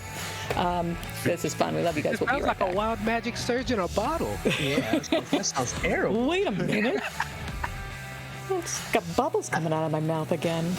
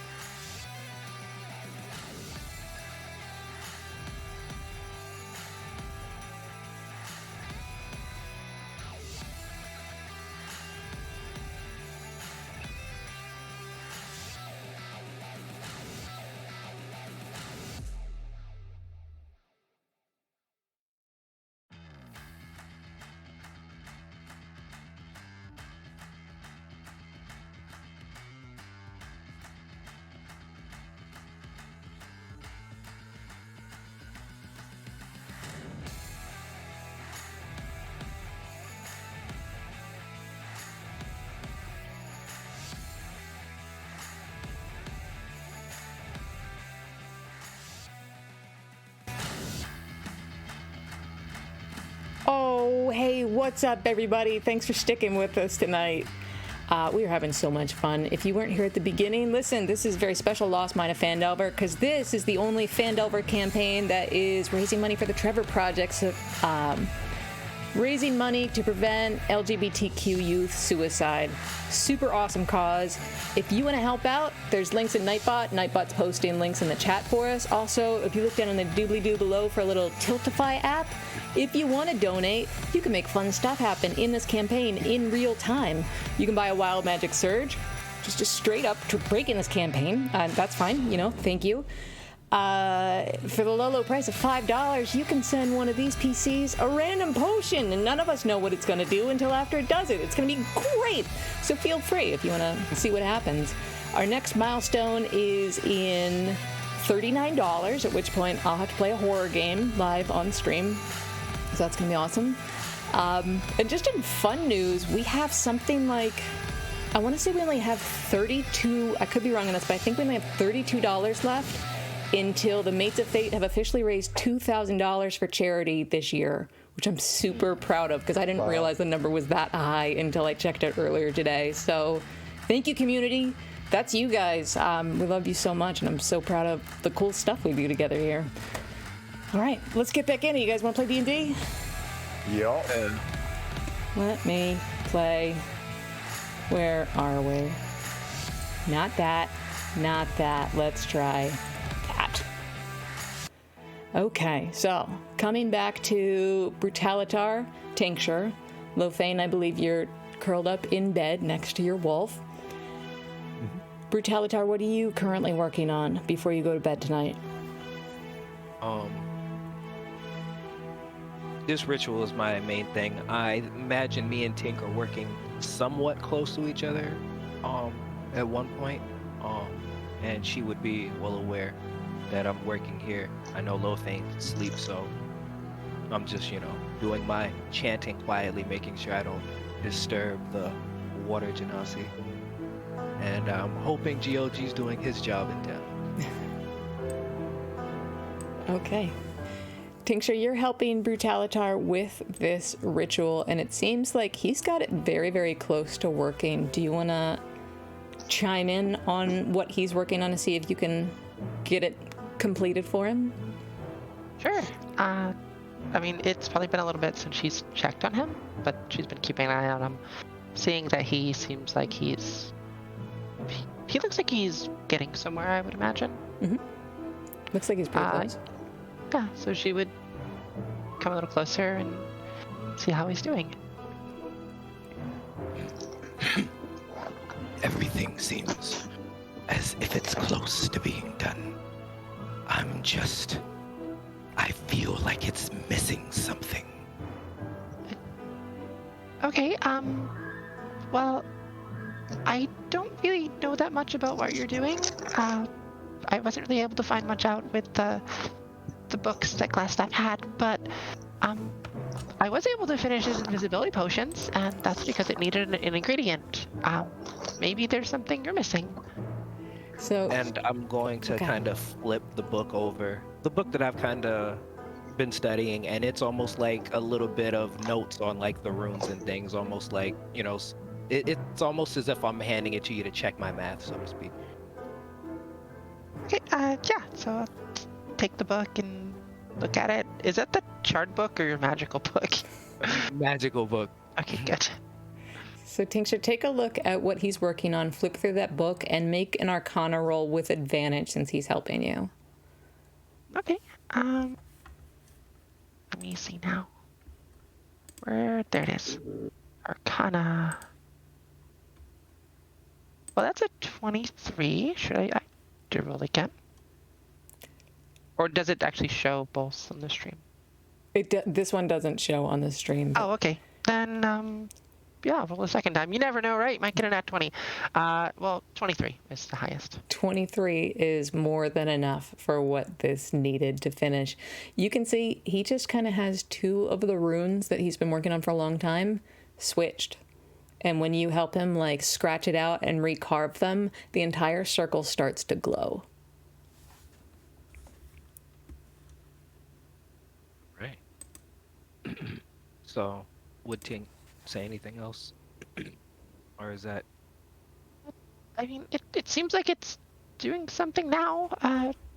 Do you think it's still missing something, or? I'm going to go up now that it has a different glow to it.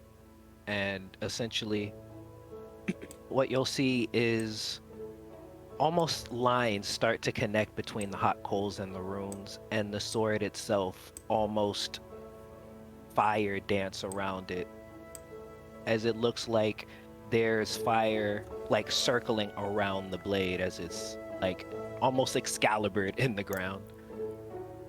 Sick. Cool. That's extremely cool. And you both can kind of feel this like warm energy radiating out from it. For Brutalitar, this ancient sword that you all just found by luck here in the ruins of this old abandoned manor is now glowing with this arcane energy that it's never seen before.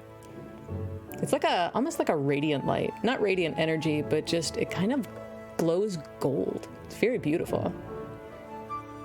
And with that, I'm gonna look at Tink. I'm gonna like almost go to sleep right there on like the ruins because I'm just fucking beat. So I'm just gonna use my sword, go to sleep, try and get a long rest, and just sleep it off. Okay. Tincture, same for you? Yeah, I mean, I guess I'll just kind of head back to the lab and sort of find a place to sleep, I guess. You can certainly kick out your bed mat anywhere within that lab. Make yourself comfortable. It's been such a long day, and now the adrenaline in your system is finally dumping, so that just kicks in that feeling of fatigue into overdrive. You make yourself comfortable, and right away you fall asleep to the sound of a wolf in the room next door snoring loudly, like just reverberating through the door. You all find pretty restful sleep. Fortunately, no dreams, no surging memories coming flooding back to you. It's mostly peaceful. Except Brutalitar. It's still the middle of the night. It seems, you can just tell by how rested your body isn't that it's still the middle of the night. The oil lanterns in this room have gone out, and you don't open your eyes. You're still kind of in that hazy space between dreams, and your hand is tickling, not burning anymore, not smoldering or smoking, but your fingers are tickling.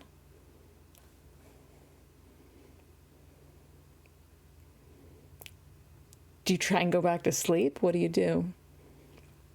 I just shake my hand off and then, yeah, turn over and go back to sleep. You start to drift off again without even like opening your eyes. You just roll over and try and go back to sleep. And then you feel something nudging your back. Something else is in this room that you were not expecting. I'm gonna turn around quickly, unexpectedly, and what's there? As your eyes flash open, the first thing that you take in is that this entire room is filled with prismatic rainbow light that seems to be centering directly on whatever creature just nudged you. Some kind of creature, and as your eyes come into focus and you kind of back up a little bit, you realize you're looking face to face into the eyes of this glowing white unicorn that has suddenly appeared in the room. Why? You don't know. Why not? There's a unicorn in the room now, and you realize it was licking your hand, and now it's trying to, as you get away, it's trying to sniff you and still take a couple more licks at you. I'm going to whistle for Glittermane. You certainly can try. You haven't seen Glittermane in hours. Yep, I'm gonna whistle. Okay. And hope that my... The unicorn gently clops a little closer to you. It doesn't seem at all scared of you, and it gets so close with its nose trying to sniff out your hand that its enormous gleaming white diamond horn is just inches from your face. Not in a threatening way. It just really wants to lick your hand. I'm going to let it while I whistle even harder for glitter. You extend this. You're almost nervous, not just because what the fuck is this unicorn doing in this room, but are you gonna hurt it? And you watch as this glowing white snout of this beautiful steed just starts like you're a salt lick or something. It's digging it, and it doesn't hurt at all, and you don't see yourself injuring this creature whatsoever. I imagine Drip is like peeks up. He wakes up and he can realize the presence of another animal, which wakes me up as well. And I would like to follow Drip and find this unicorn. Yeah, the hallways are dark, Lofane, because now almost all of the oil lanterns have gone out in here. So as you step around Sleeping Tincture, the sound of bubbling in the alchemy lab, you can see through the doorway. There's rainbow light just like spraying outwards into the hallway, and you can follow this rainbow path. And as soon as you enter the room, the common room that Brutalitar is in, you see him backed up on the floor, and this glowing unicorn that's so bright you kind of have to squint your eyes at it. Just looks like it wants to chill with him. Well, I'd like to make an animal handling to see if it wants to be my friend forever. Please do. Anyway, Pete, this was your wild magic surge that it seemed inappropriate to just bring in a unicorn in the middle of a car bombing. So thank you. This one's yours. I'd like to approach the unicorn with a 17 animal handling check and pet it on the snout. It is delighted, and it kind of leans into your touch. It doesn't seem to want to stop licking whatever is making Brutalitar's new magical burning hand so delicious, but it does kind of like lean heavily into you, and you kind of hear it snort softly. Brutalitar is not enjoying this right now. You can see on his face. Oh, how serendipitous, buddy. This a friend of ours has come to heal your hand. I'm going to call out for Tincture. Tincture. She's muted. She's trying not to laugh. I was gonna say Tincture's past the fucker right now. She's had a very long day. It's been very stressful. There's a lot of stuff that's happened. She's gonna have to be louder than that. You want to wake her up? So between me whistling for Glittermane and then calling for Tincture, I'm just sitting there, just like letting this happen. Yep, I'm petting the unicorn and saying, "Let it happen, buddy." Yeah, and I'm just whistling and calling. Lofane, you notice, just because you're so tuned into creatures, not only is this unicorn like trying to lick Brutalitar's burning hand, you see in its mouth, it almost seems like it's gently absorbing some of this energy. Like you do see a little bit of that fire inside its mouth, but it doesn't look like it's bothered by it at all. It's working. Look, Brutalitar. At this point, I have my eyes closed. I look like those people that have their feet in the tank with the fish biting at their feet. It's happening. After a few more minutes of this, the unicorn suddenly plops down to the ground, puts its hooves, I never know, underneath itself, Brutalitar, right next to you, where you've been lying down on the ground, and then happily just kind of, not completely on top of you, but like half on top of you, like it just wants to lay with you for whatever reason. What's with all these mounts loving you so much? You can please take this one. Absolutely. Hey, buddy. Hey, I'm your friend. And I'm like trying to get his attention. It looks like it wants to sleep with its head curled up near Brutalitar's magic hand. You cannot try and make an animal handling that's even more enticing than a magic hand. And I'll reluctantly, but ceremoniously hand over the unicorn. Like, you and Brutalitar, you get all the mounts. This isn't what I imagine winning feeling like. I love this game so much.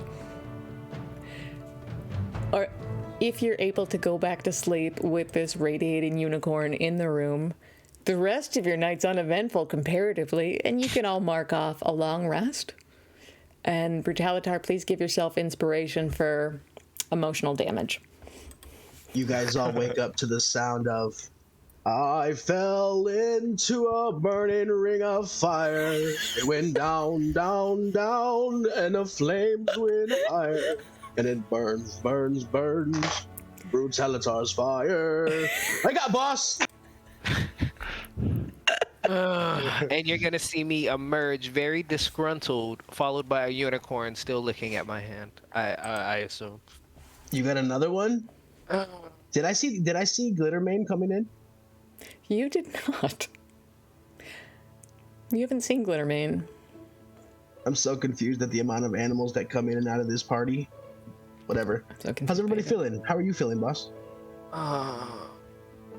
Much better. I'm sorry. Much better. I got into my DM mode. I was doing a different. No, don't worry about it. Much better.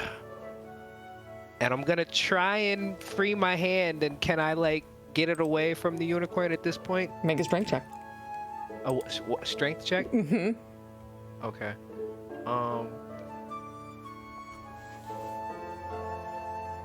16 as I'm trying to pull away from it. Yeah, your hand, despite being burning with eldritch magic, is also kind of asleep now. You've lost feeling in that entire limb, but you are able to free yourself, and the unicorn wakes up and kind of gets to its feet. Is this like an actual unicorn? Like what? Like, do I know about unicorns? Anything about unicorns? Like in all my stories and tellings and the readings that I've picked up over the years. I know little girls love them. Make a nature check.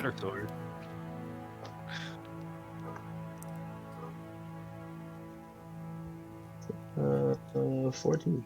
14.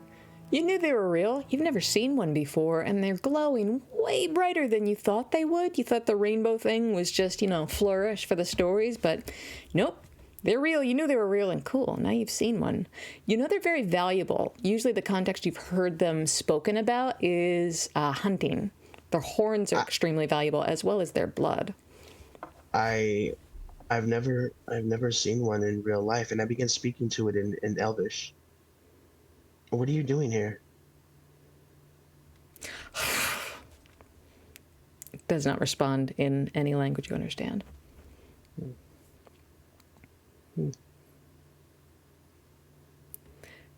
Anyway. The day is yours, friends. Good news. As far as I can tell, nobody thinks or even realizes that came from you. There was a whole lot of crazy stuff happening. Lofane, I noticed when everything went down, you kind of stood still and froze. You weren't the only one. There's at least a half a dozen or so that did the similar thing. What are you all right? What happened?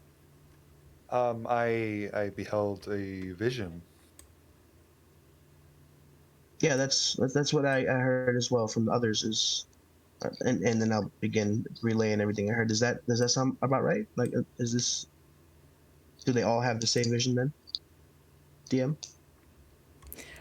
From what you gathered at the scuttlebutt last night around the tavern, maybe less than 10 people in town experienced these visions. And from what you can tell, they all related it to whatever it is they believe in.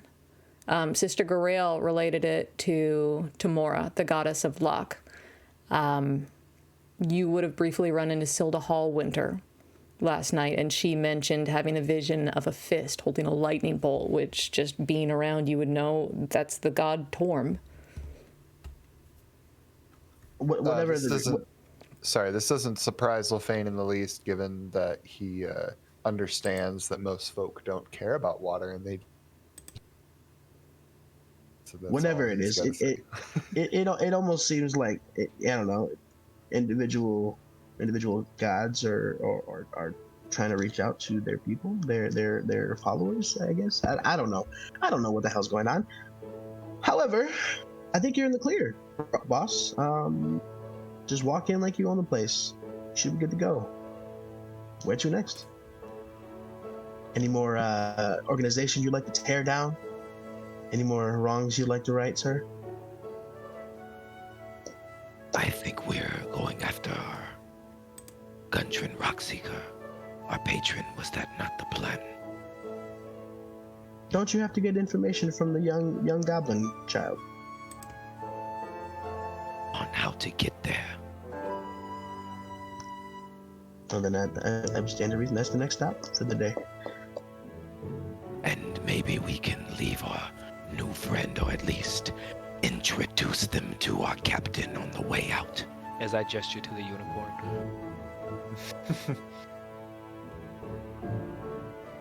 So is this like a replacement for the fire, the translucent one, or?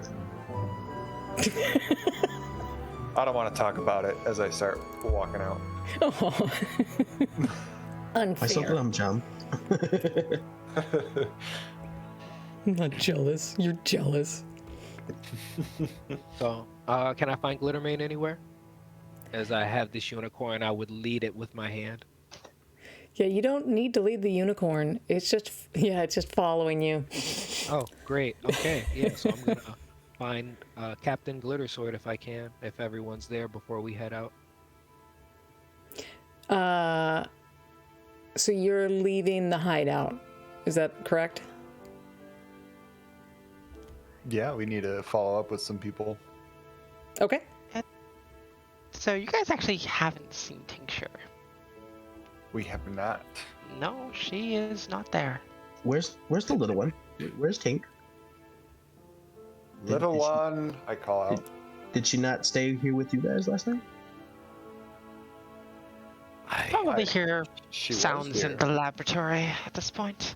Oh, I'm sure everyone probably hears that, but So, upon not seeing her in the morning, I would go into the alchemy lab where I know she has been and look around and call her name out.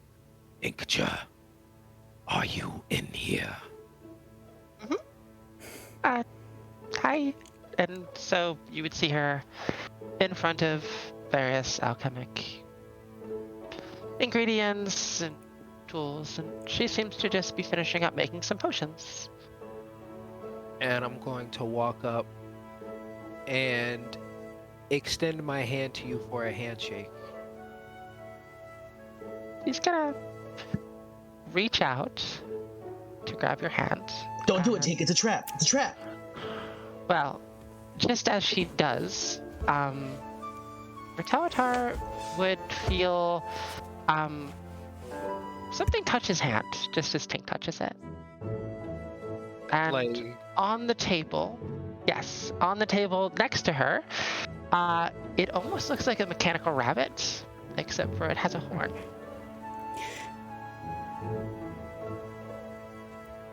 Ooh, who's this? I want to roll animal handling on the mechanical rabbit. No. No? Okay.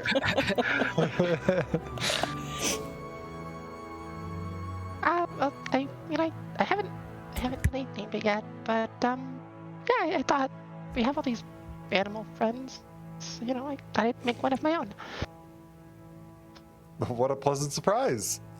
Who's this? Brutalitar looks very impressed as he watches this thing like move around. Well, there are a lot of creatures in Schultz, and a lot of them are really dangerous. But, well, when I was a lot younger, I had this pet, and I don't really remember the name I gave it, but it was something like this. They're called Almira, I think. Albara? Almira. Raja. I'm sorry, I don't really remember the word. Huh. Well, you're adorable. I'll pat it on the head. And roll animal Probably. handling.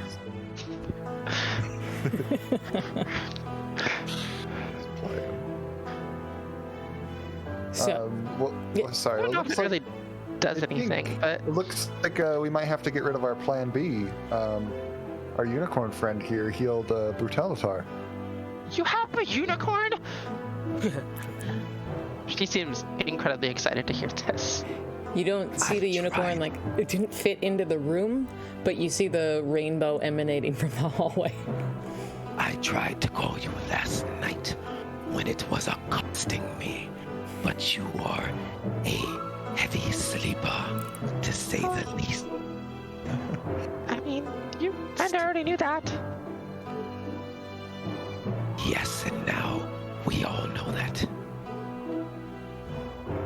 She just sort of picks up 2 potions off of the table and puts them on her belt and picks up the little mechanical rabbit and just like places it on her head, basically. That's my new fan art.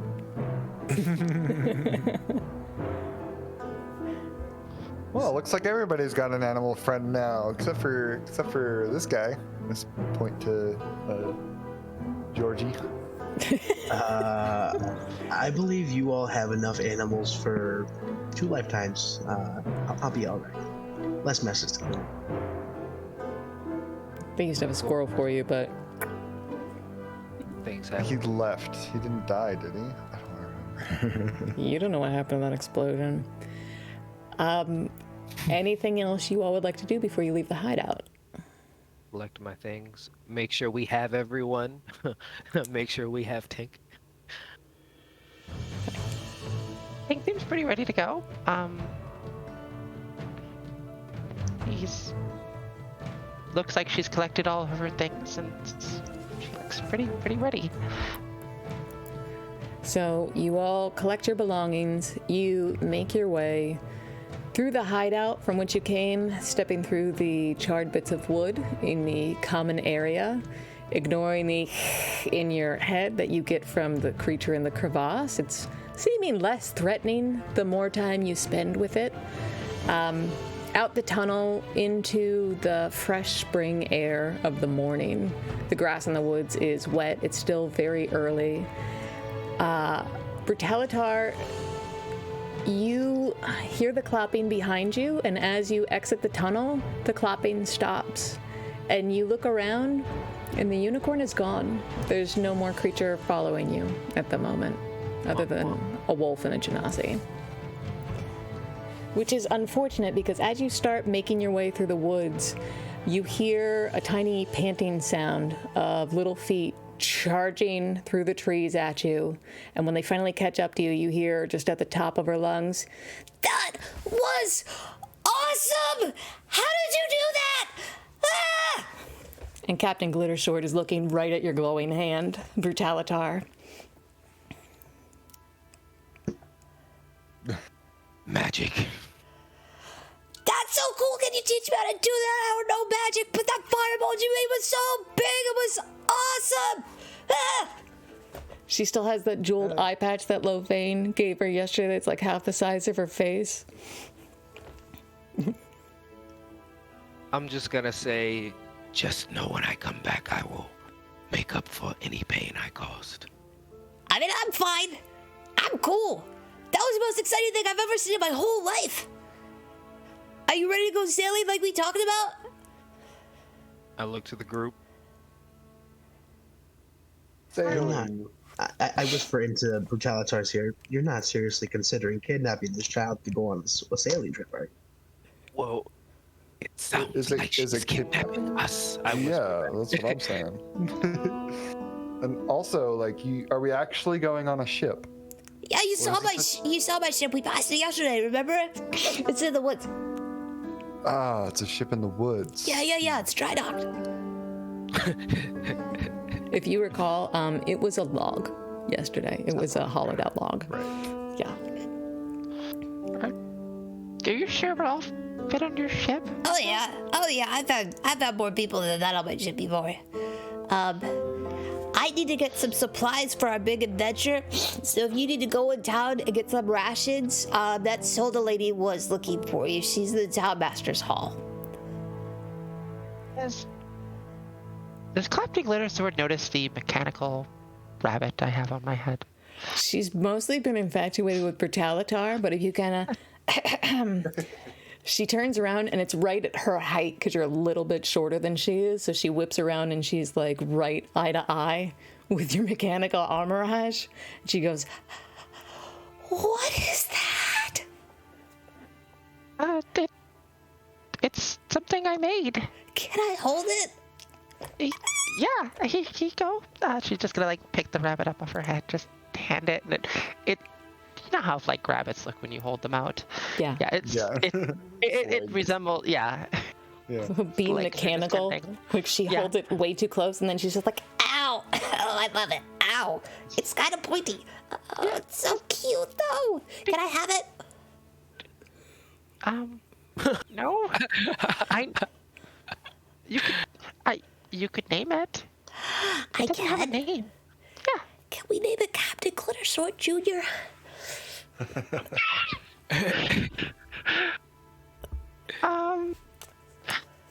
Is that the only name you can think of? It's the best name I can think of. How about we meet in the middle and call it Glitter Horn? I mean, consider it. Yeah, it's got a horn. Yeah, okay, Captain Glitterhorn. I love it. That won't get confusing at all.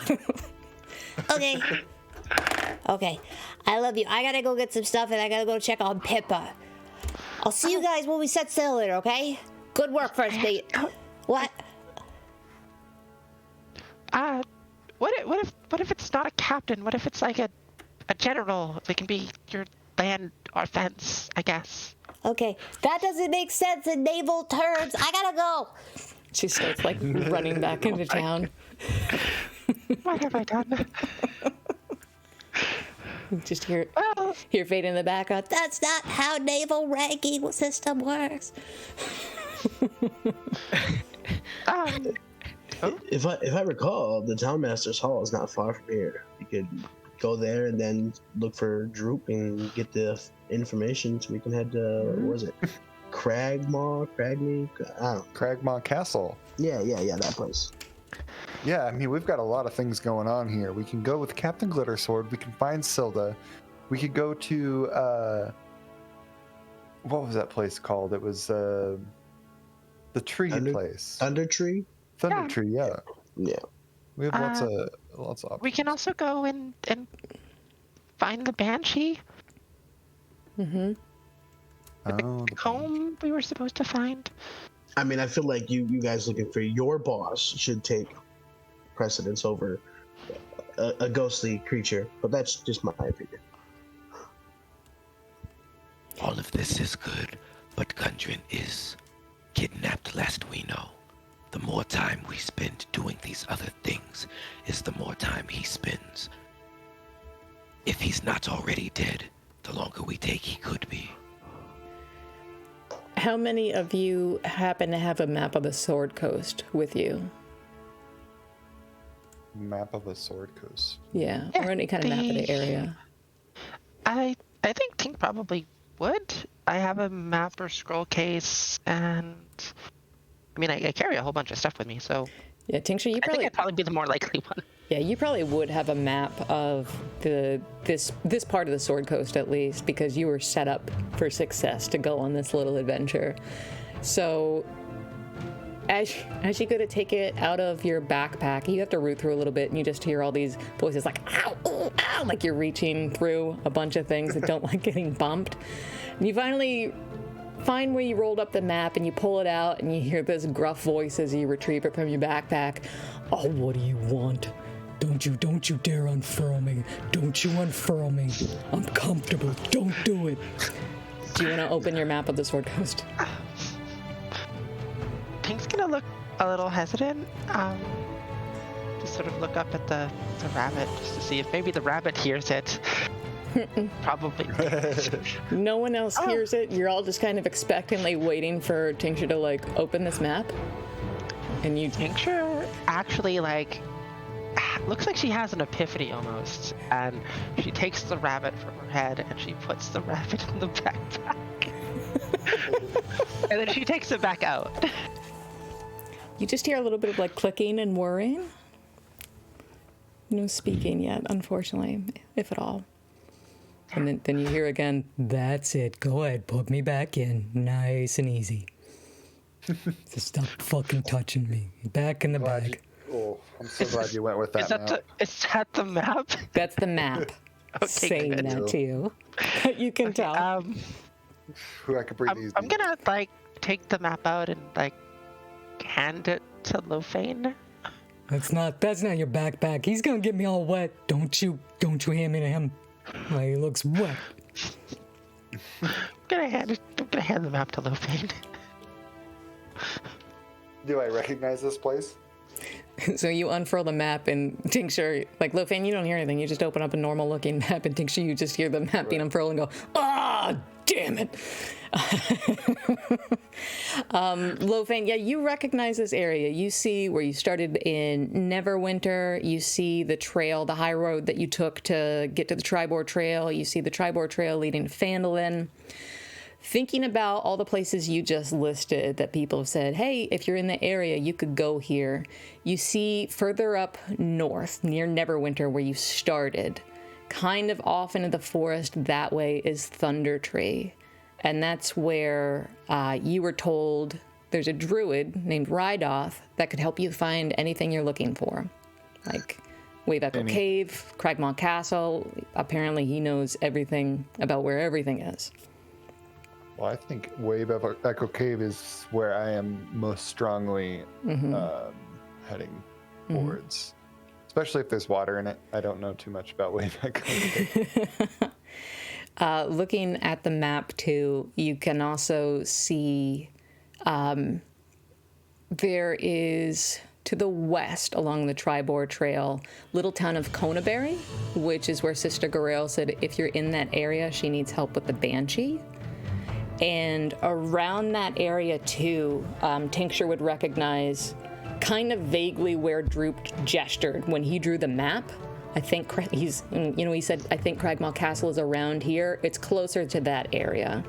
So you could go to one of those places and kind of you could go looking for Cragmaw Castle. You would be near Conaberry. You could go north towards Thunder Tree, but it would be inconvenient to do them both.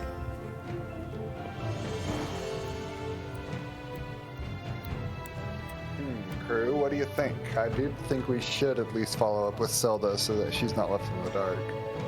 Well, how about this? How about we head over and talk to Silda and the Town Master? I assume they're in the same location. And then we can go... Are we bringing Droop with us, or is he staying with the family? Because if Droop knows where Cragmaw is, he could be our guide there.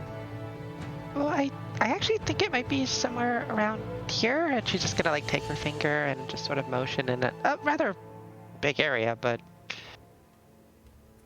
Yeah, Droop gave you a 10-mile radius. It wasn't super specific, but you know exactly what forest it was in. I mean, a 10-mile radius is still pretty decent. Yeah, I mean... It's better than half the coast, so, I mean... Yeah, we could just... Lofane can turn into animals, and maybe he could scurry about and get higher in the trees and get a better vantage point or something like that. We figure it out. Yeah. All right. Well, let's walk towards those we are accountable towards, too, apparently. And then I'll start leading them to the direction of the Town Master's Hall. All right. Get me away from him. He's moist. He's making me moist. Put me back in the bag. I have the map back now, but... absolutely. Thanks, it's kind of angry at me. And she's just gonna mutter to herself that it's angry and just gently roll it back up, just wipe it off, and then put it back in the map case. Never touch me again, you sad excuse for an adventure. I need a new map. What's wrong with that one, Tink? I can take it off your hands. Bad. Aw, would you like me to buy you a new one? No. I mean, if it's nicer, sure.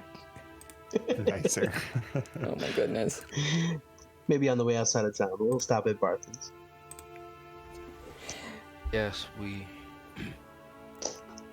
So, GOG, you lead them to the Town Master's Hall? Mm-hmm. And then I just Yoo-hoo!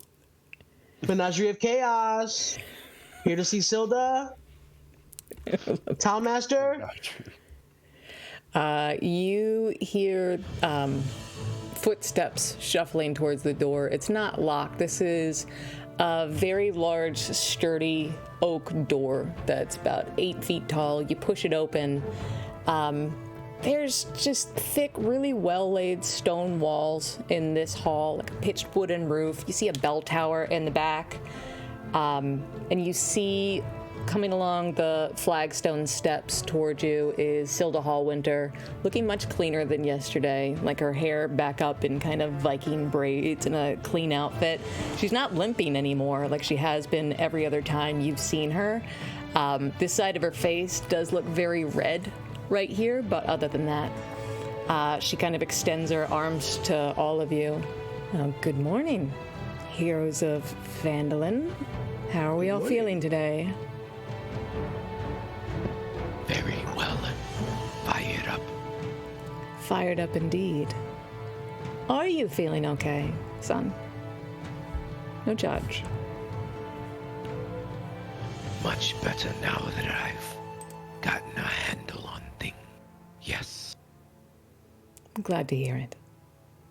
Just so you know, I saw what happened, and I saw that you tried your best to not have it happen around everything else.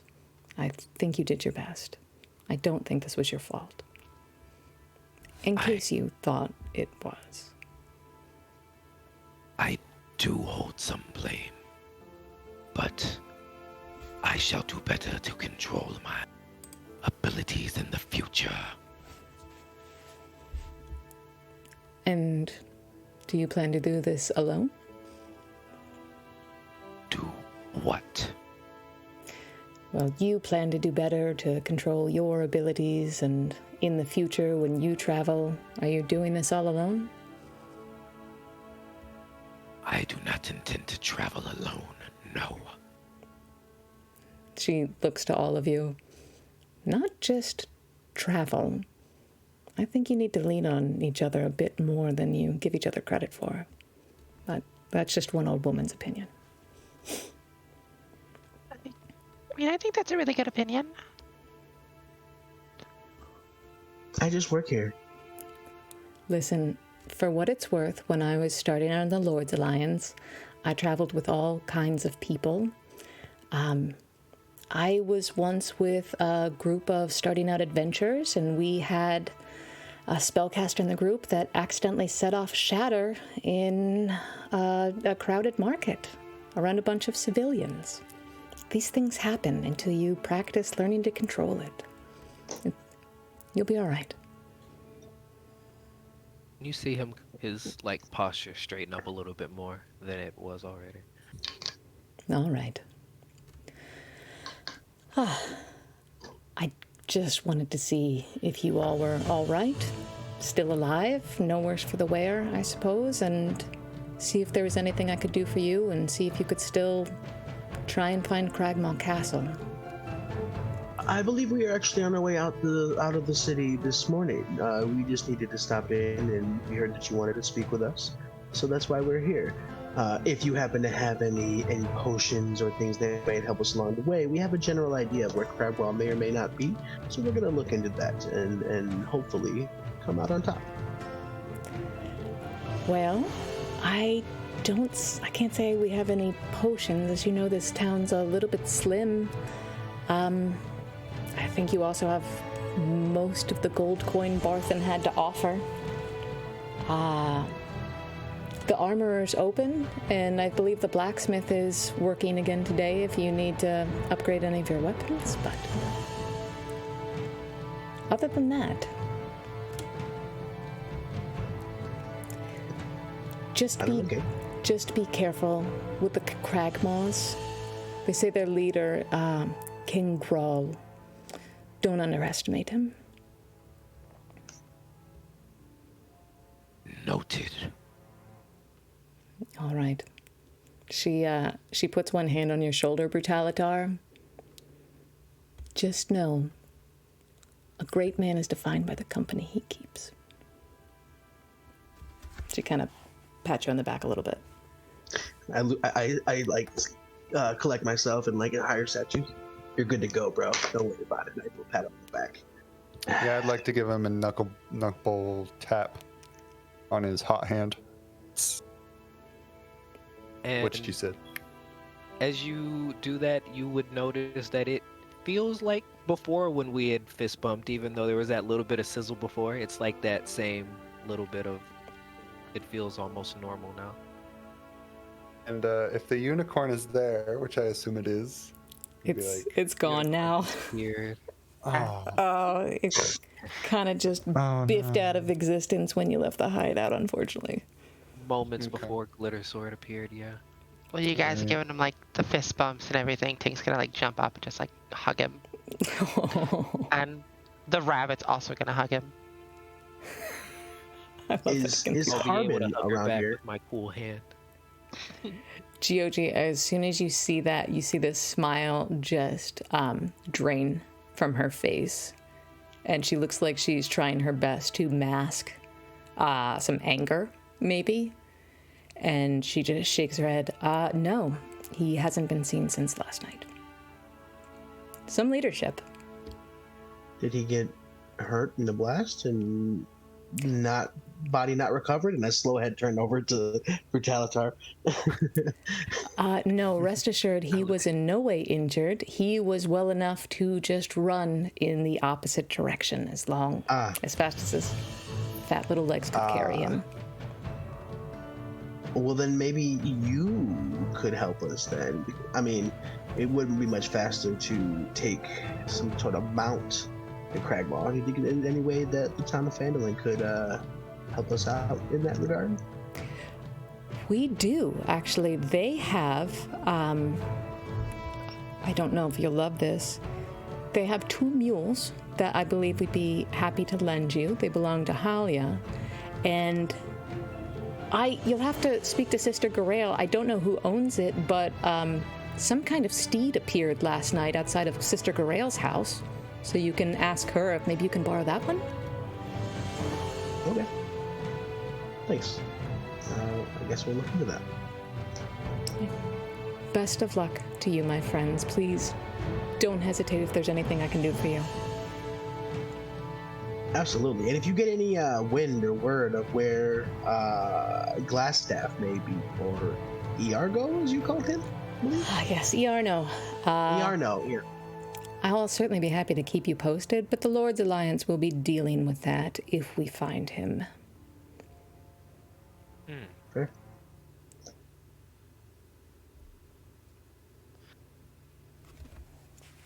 Well, I have something that I wish to take care of at Barthen's on our way out, but I'm ready to start tracking down. Actually, don't they still owe us money for the wagon? I thought you. Tincture, you recall those were the goods you found in the Cragmaw hideout belonging to Lion Shield Coster, which you guys have not quite been to yet. Oh, no, when we were paid for the original job, they didn't have enough money to pay us. So they only give us partial.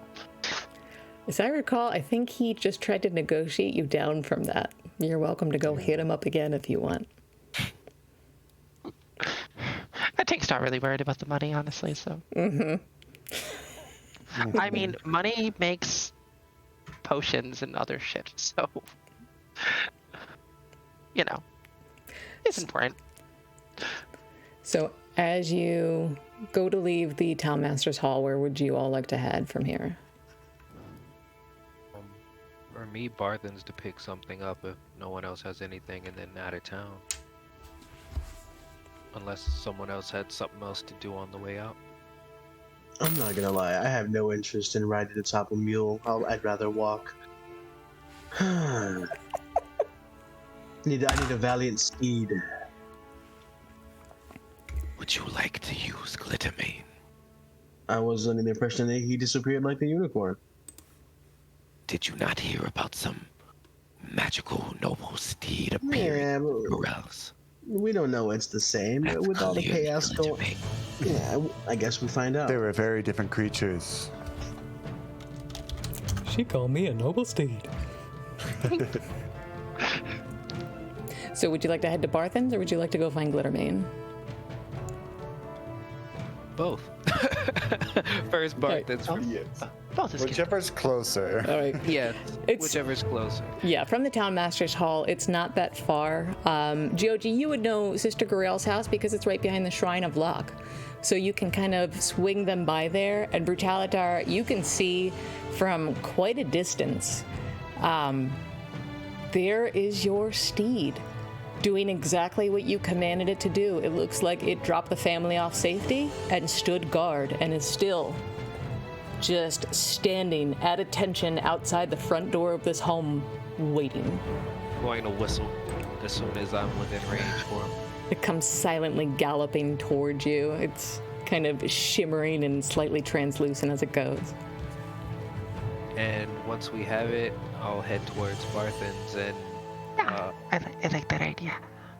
command him to let anybody in our group ride him that wants to ride him. Okay. You enter this Barthen's Provision. The bell rings as you enter this old general store, and you see this super old guy squinting at you. Look up from behind the register as you enter the door. Oh, there you are again. Hello, Sonny. What was it? Toodlemane?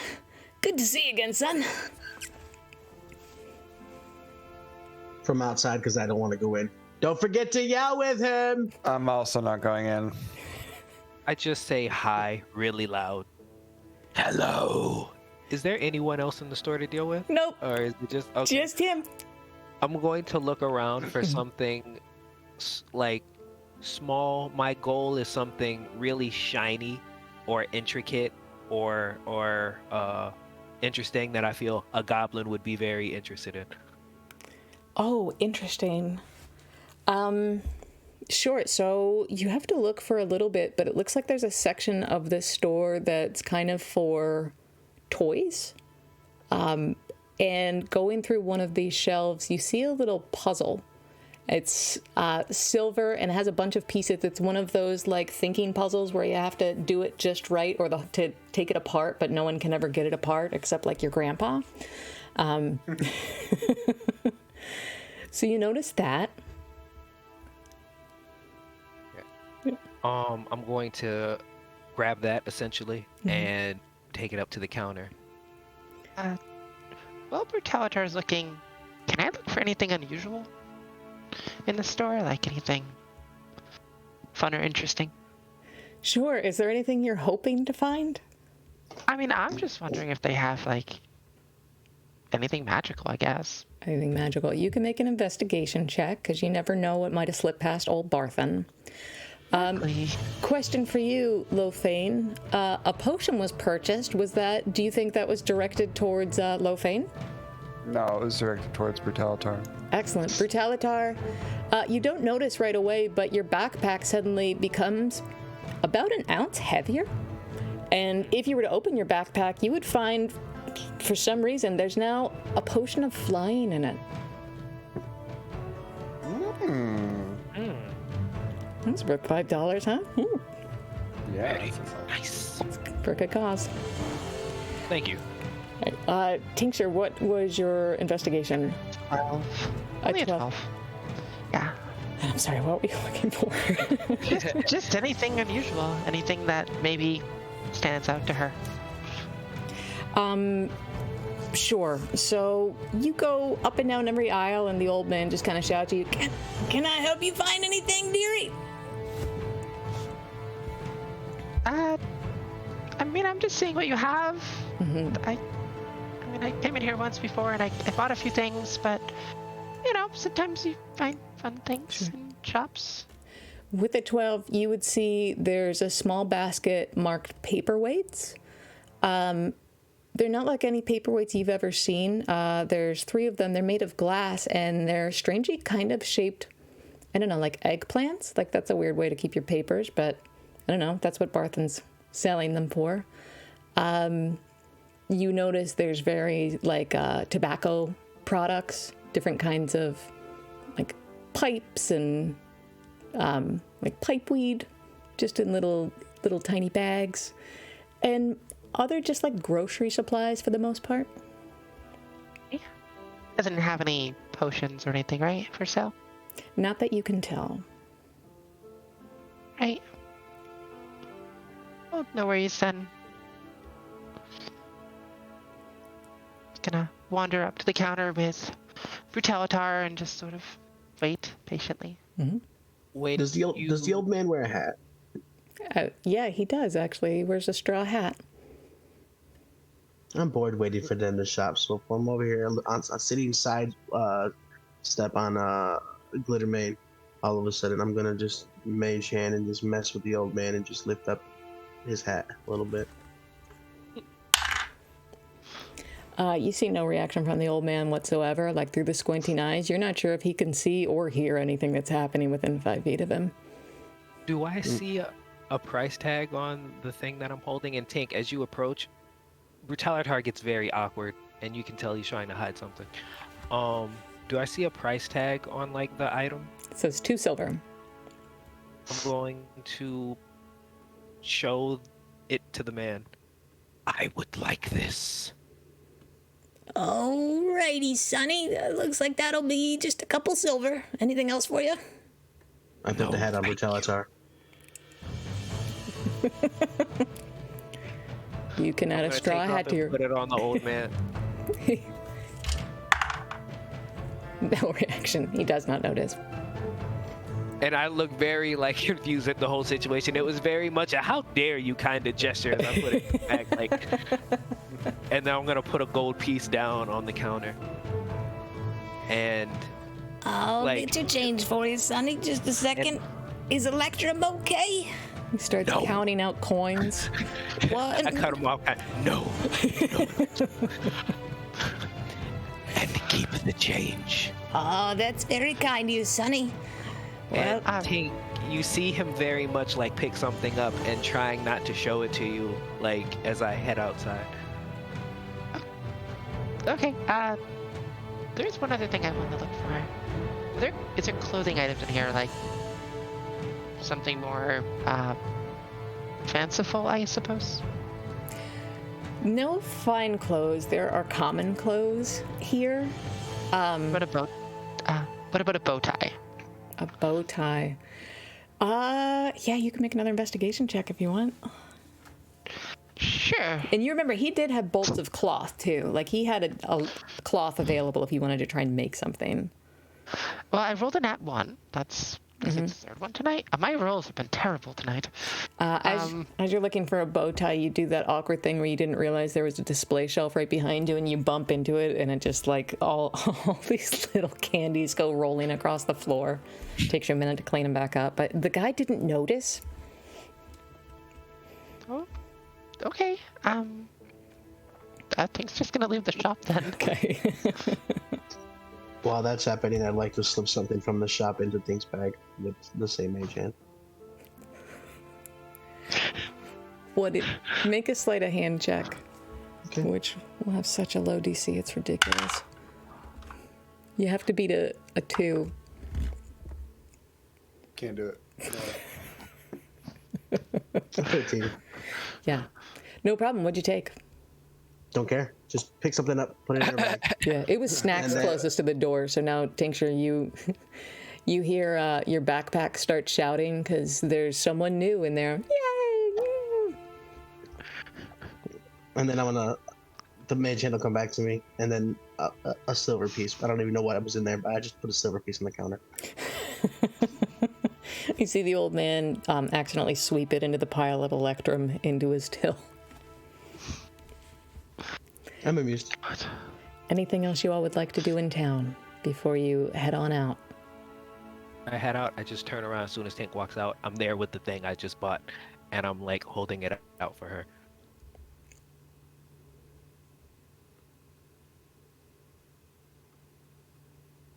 Are you muted? He gave you a gift. No, I'm not muted. I said, what's this? A gift for helping me through my hard times yesterday and double checking my arcane formula probably would still have. That's forge for a hand. Oh. Pink's gonna just sort of reach out and just grab it, and her eyes are like literally sparkling as she looks up at you. She's like, "Thank you. Thank you so much." And Why are you guys so goddamn cute? he's gonna pretend to be rough and like walk away. I'm gonna roll a deception check. 4. Like, it's the platonic love of a lifetime. It's the greatest relationship I've ever had in any D&D campaign. I love this. Pink is just so happy right now. Just messing with the thing that you gave her. And Tincture, as you look closer, because you have such a keen eye, it's possible that this is half of one puzzle and half of another puzzle that have been inexplicably connected together. But part of that kind of appeals to you because now it'll be harder to get apart. I mean, it'll be more rewarding if you can. Yeah. As you all start making your way outside of town, you pass the town master's hall and you see there's 2 mules that have been tied up on the post outside that are waiting for you. Anything else you'd like to do before you head out of Phandalin? Do you know where you're going? We know, I believe, a 10-mile radius of where we're going.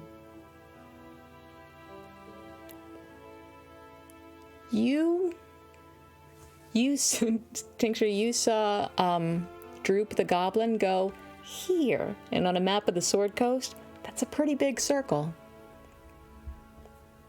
But might take you a little long to find it, but you can try. Or do we want to go see if Droop would like to join us on our field trip? We could phrase it before he lives a domesticated life.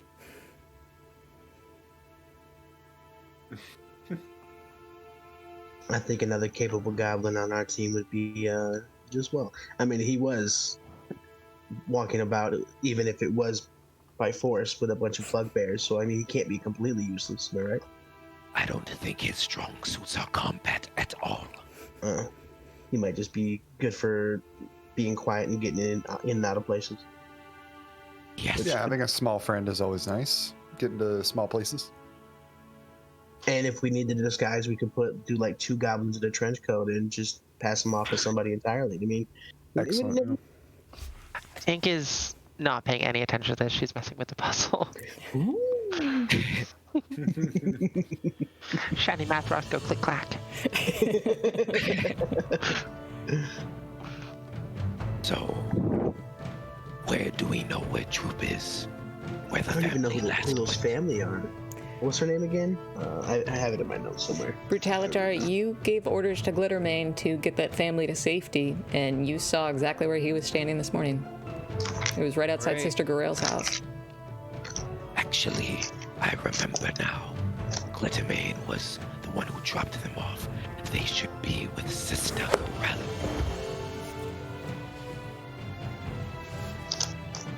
So with that, I guess we'll head back there to see if we can successfully coax Droop to join our expedition. Okay. So you knock on the door of Sister Garel's house. She welcomes you in with open arms. She's cleaned herself up now. She has fresh gray robes on, and she welcomes you in. Good morning. You're just in time. Do you want breakfast? The family is eating. Please come in. And I'll see if everyone wants to enter. I'll stand to the side and let them go in. I'll take off my hat momentarily when entering and then put it back on. Mm-hmm. I think we're all right in the food department. We just needed to stop by and talk to Droop for a moment. So this is a small, modest cottage, GOG. You step in and you're met with the smell of toast, of cooked eggs, and smells like a fresh pot of tea.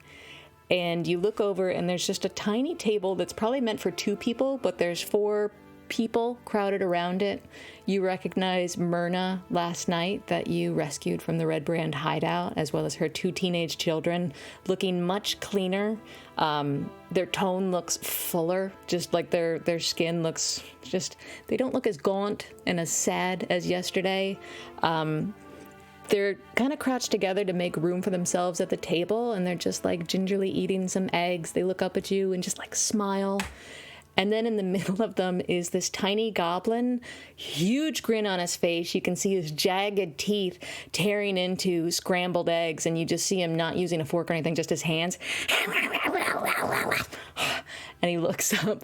He goes, "Pass the porridge, please, porridge." Doesn't quite notice that you've come in, although the humans do. Good morning, What's their everyone. reaction to him at the table? They look deeply uncomfortable there. It's one of those things where they're trying to act as though this is a normal thing. They're trying to roll with it. They look so deeply unsettled by the presence of this goblin in the middle of them. And you see Myrna pass the porridge to Droop, and he goes, "Thank you, Mommy." And he just starts like eating it and scooping the porridge into his mouth with his hand. Tink is going to go over towards him and just gently place a hand on the side of the bowl and look at him and just be like, "Do you want some help?"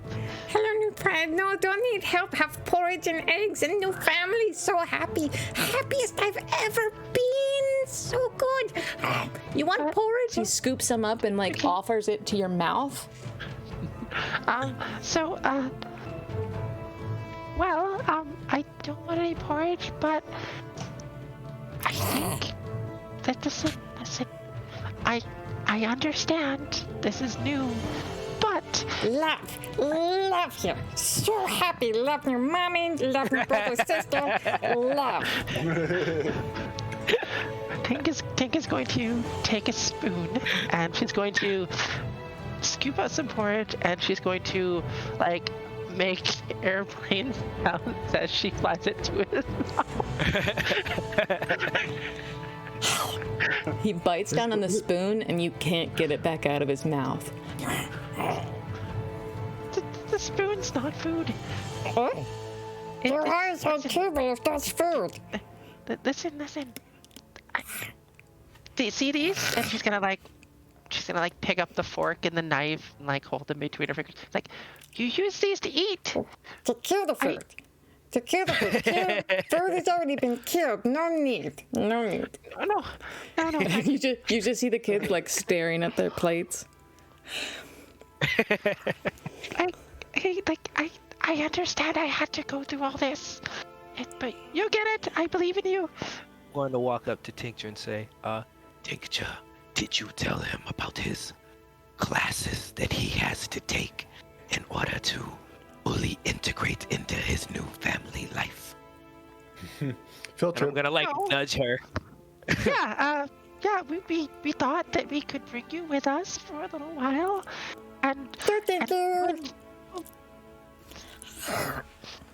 But okay, so listen. One second.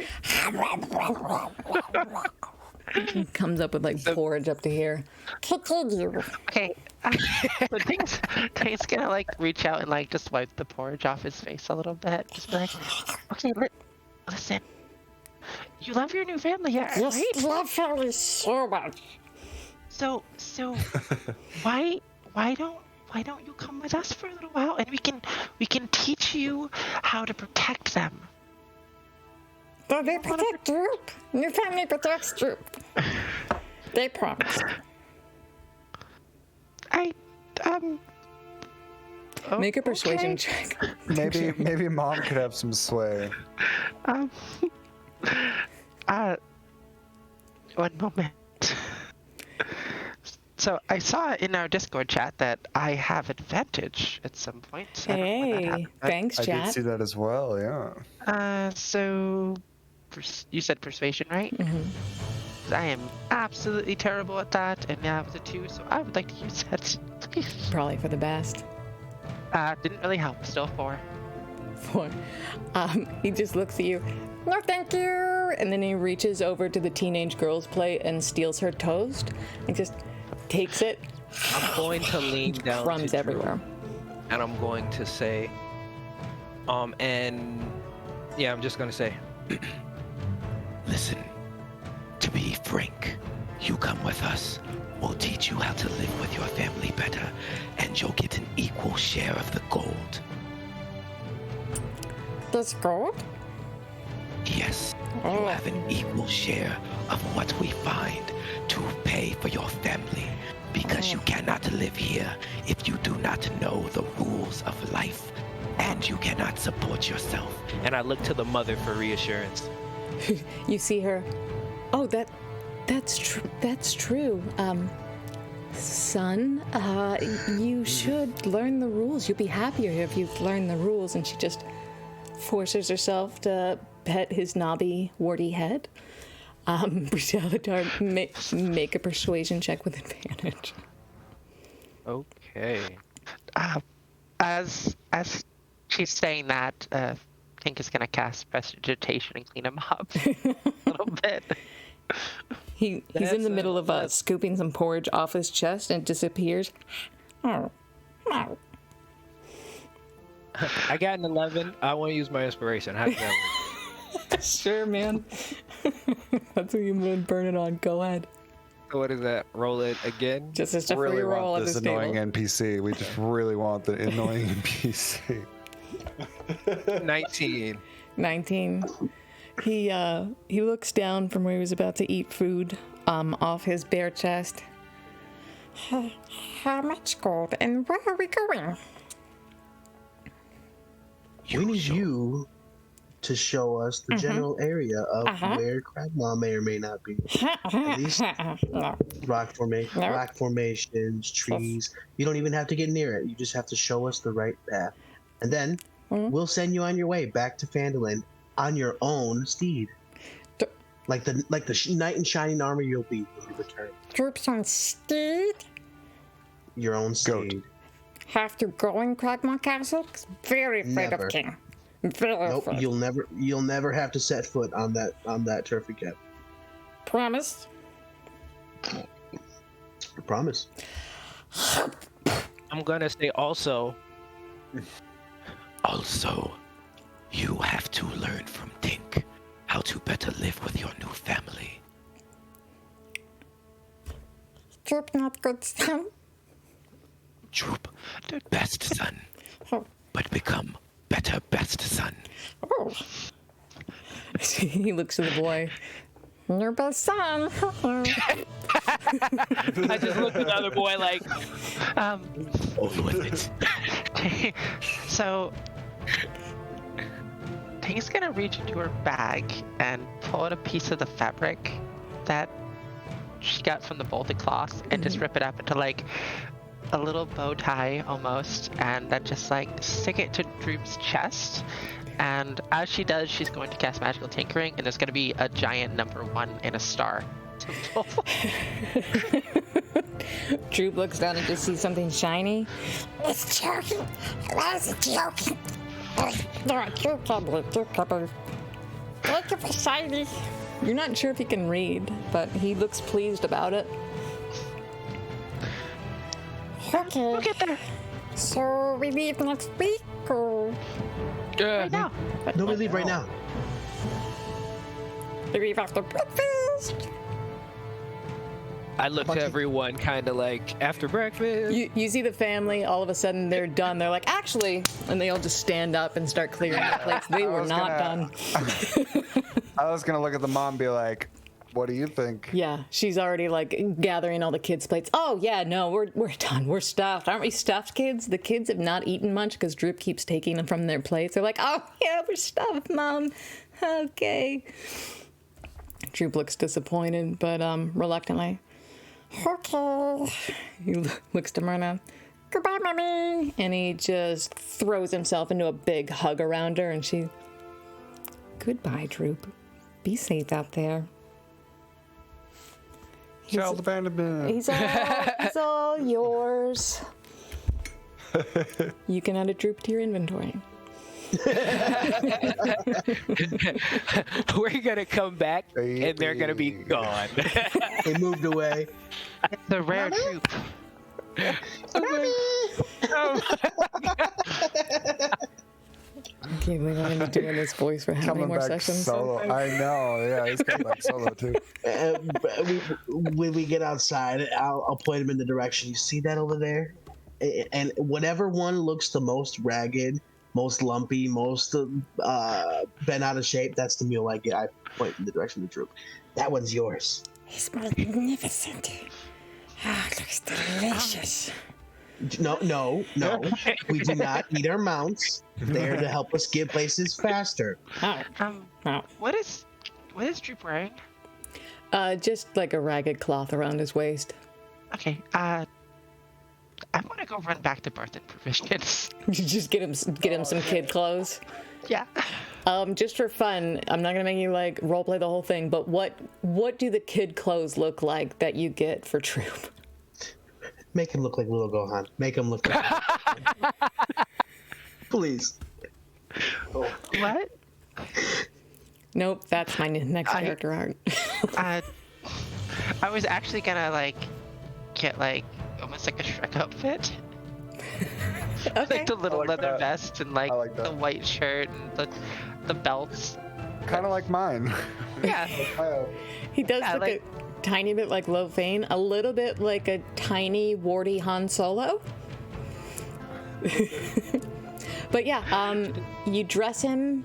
He looks pretty unhappy about it. Like he just keeps doing this. Could I? So, how much would it cost me to buy the clothes and like a dagger? Few silver, probably like 20 silver for the lot. So I'm gonna do that. I'm gonna give it to him. Oh, short sword. Is magic short sword? Yeah. So I'm gonna cancel the #1 best son weapon, and I can't read it anyways. I'm going to make the sword glow. Does it glow blue? I mean, Is it sting? well, so the actual, let's see. It just says the object sends bright light in a 5-foot radius and dim light for an additional 5 feet. Mm-hmm. It's the same trick I did on the marble. Oh, magic sword. Oh, Troop is already feeling like a hero, like best son. He stows it in his belt, and just by looking at how he does it, this isn't the first time this goblin has handled a dagger. He probably knows what to do with it. Great. Yeah. Glitter did my Sword's part. gonna be jealous. I did my part. She's only probably waiting did- for you at her ship right That's now. what I was gonna say. Like, Tink's giving glitter swords to somebody else, and we're not even meeting up with her. Actually, as we're outside, do we see any of their swords, compatriots, Pippa or anything like that running the streets? Do you see any of the kids last night that you Yeah. noticed? Yeah, any of Glitter Sword's crew. Make a perception check.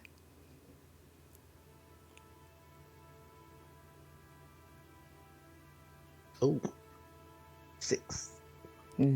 No. It seems like everyone just wants to stay inside. Last night was a weird night. You don't see much of anybody out here today. Fair.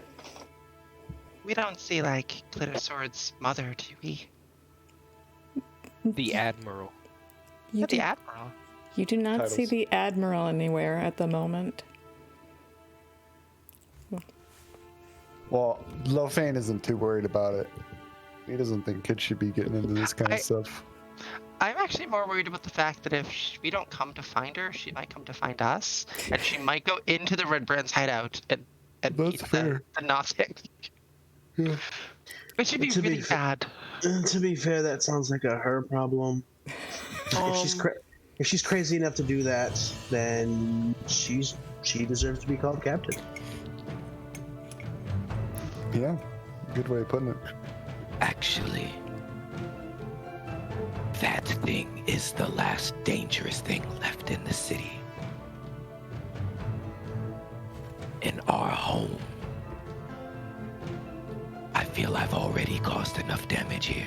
I feel that's one loose end we should tie up before we leave. You mean kill it? Yes. All right. I mean, it seemed like it had an affinity for us. Then let's go find out. And I'm gonna walk that way. Yeah. Okay. Lofe, make a history check.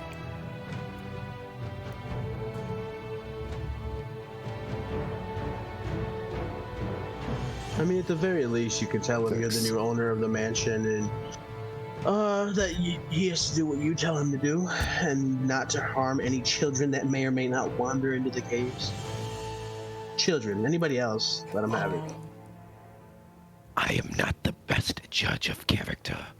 Who here feels they can look into someone's eyes and see treachery? Didn't you say he only had one eye? Good point. Same difference. Yeah, fair. I mean, doesn't it live in a dark hole? She just kind of slowly stops talking about that when she realizes that, because I'm pretty sure she's the only one that can see in darkness. Tincture, you can also make a history check if you want. Sure. See if the dice don't like me tonight. I have an 8. Carry on. Yeah. Carry on. Very well, like GOG said. At least I'm going to introduce myself and lay down some rules as we now own this building. Okay. Let's go back then. Okay. I'll head that way. All right, so you head back to Trezendar Manor. Make your way through, I presume, the secret tunnel that you've been coming in and out of through the woods. Yep. Leads directly to the crevasse. Anyone who's entering into the area, make a deception check for me. That's a 1. Perfect. I'll do it. 10. 23. 23, GOG? Nice. 3.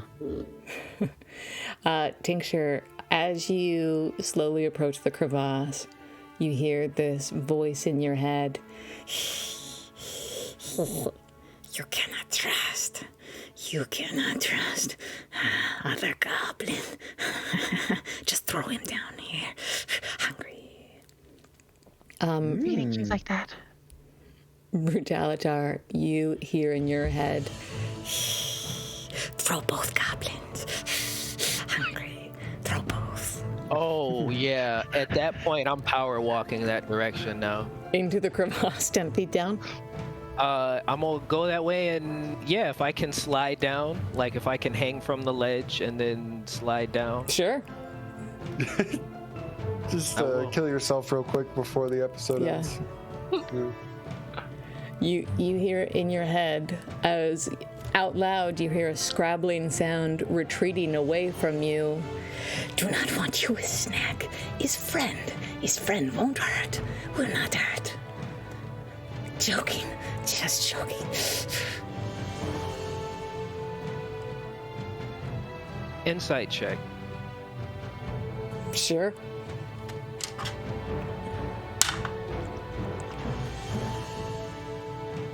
Two. He seems like he's telling the truth. The sense you get from him is if you keep throwing him snacks, he's not going to mess with anybody. I'm going to reply back to the group. He just suggested that I feed him tincture. I am not fond of this thing. I understand how that could be triggering, but know that this thing eats flesh, so it's gonna joke around. And we all know we're not gonna throw tincture in there. Tincture's just gonna put her hands on her hips and just be like, "Hey, I'm not gonna feed you anymore." So what are we going to feed it? Well, I mean, we have that bugbear carcass, but I don't want to feed him anything. And after that? Bread brands. We'll feed him bread brands. And after that? I mean, we could... What happens when it's out? Fine. I'll be your voice of reason. I cast Firebolt at the Nothic. Thank you. Fantastic. I'm gonna need everybody to roll initiative when we come back next week. Yeah, I think that's an excellent place to call it, don't you? That's a 12. Be real quick, done. It's 12 to hit. Real quick, 10 minutes, in and out, no problem. We can fight it now. No, congratulations on not leaving Phandalin adventures. What a ride, everybody. Thank you so much for being here tonight, but I'm afraid that is where we're going to have to call it. Because the Menagerie of Chaos continues to choose violence. Listen, thank you so much for being here. We really appreciate it. We have accomplished so many cool things together in addition to telling a really fun story together.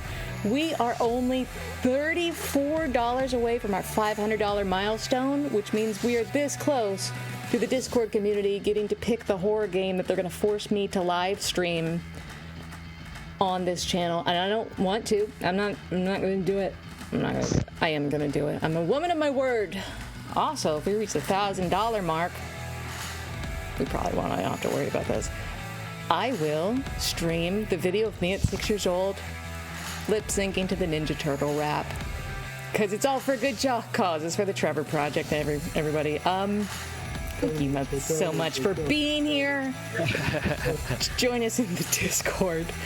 Come join our community. Come back on Thursday for the triumphant return of Songs of Creation. Holy shit, I am so excited to get back into our Keystone game.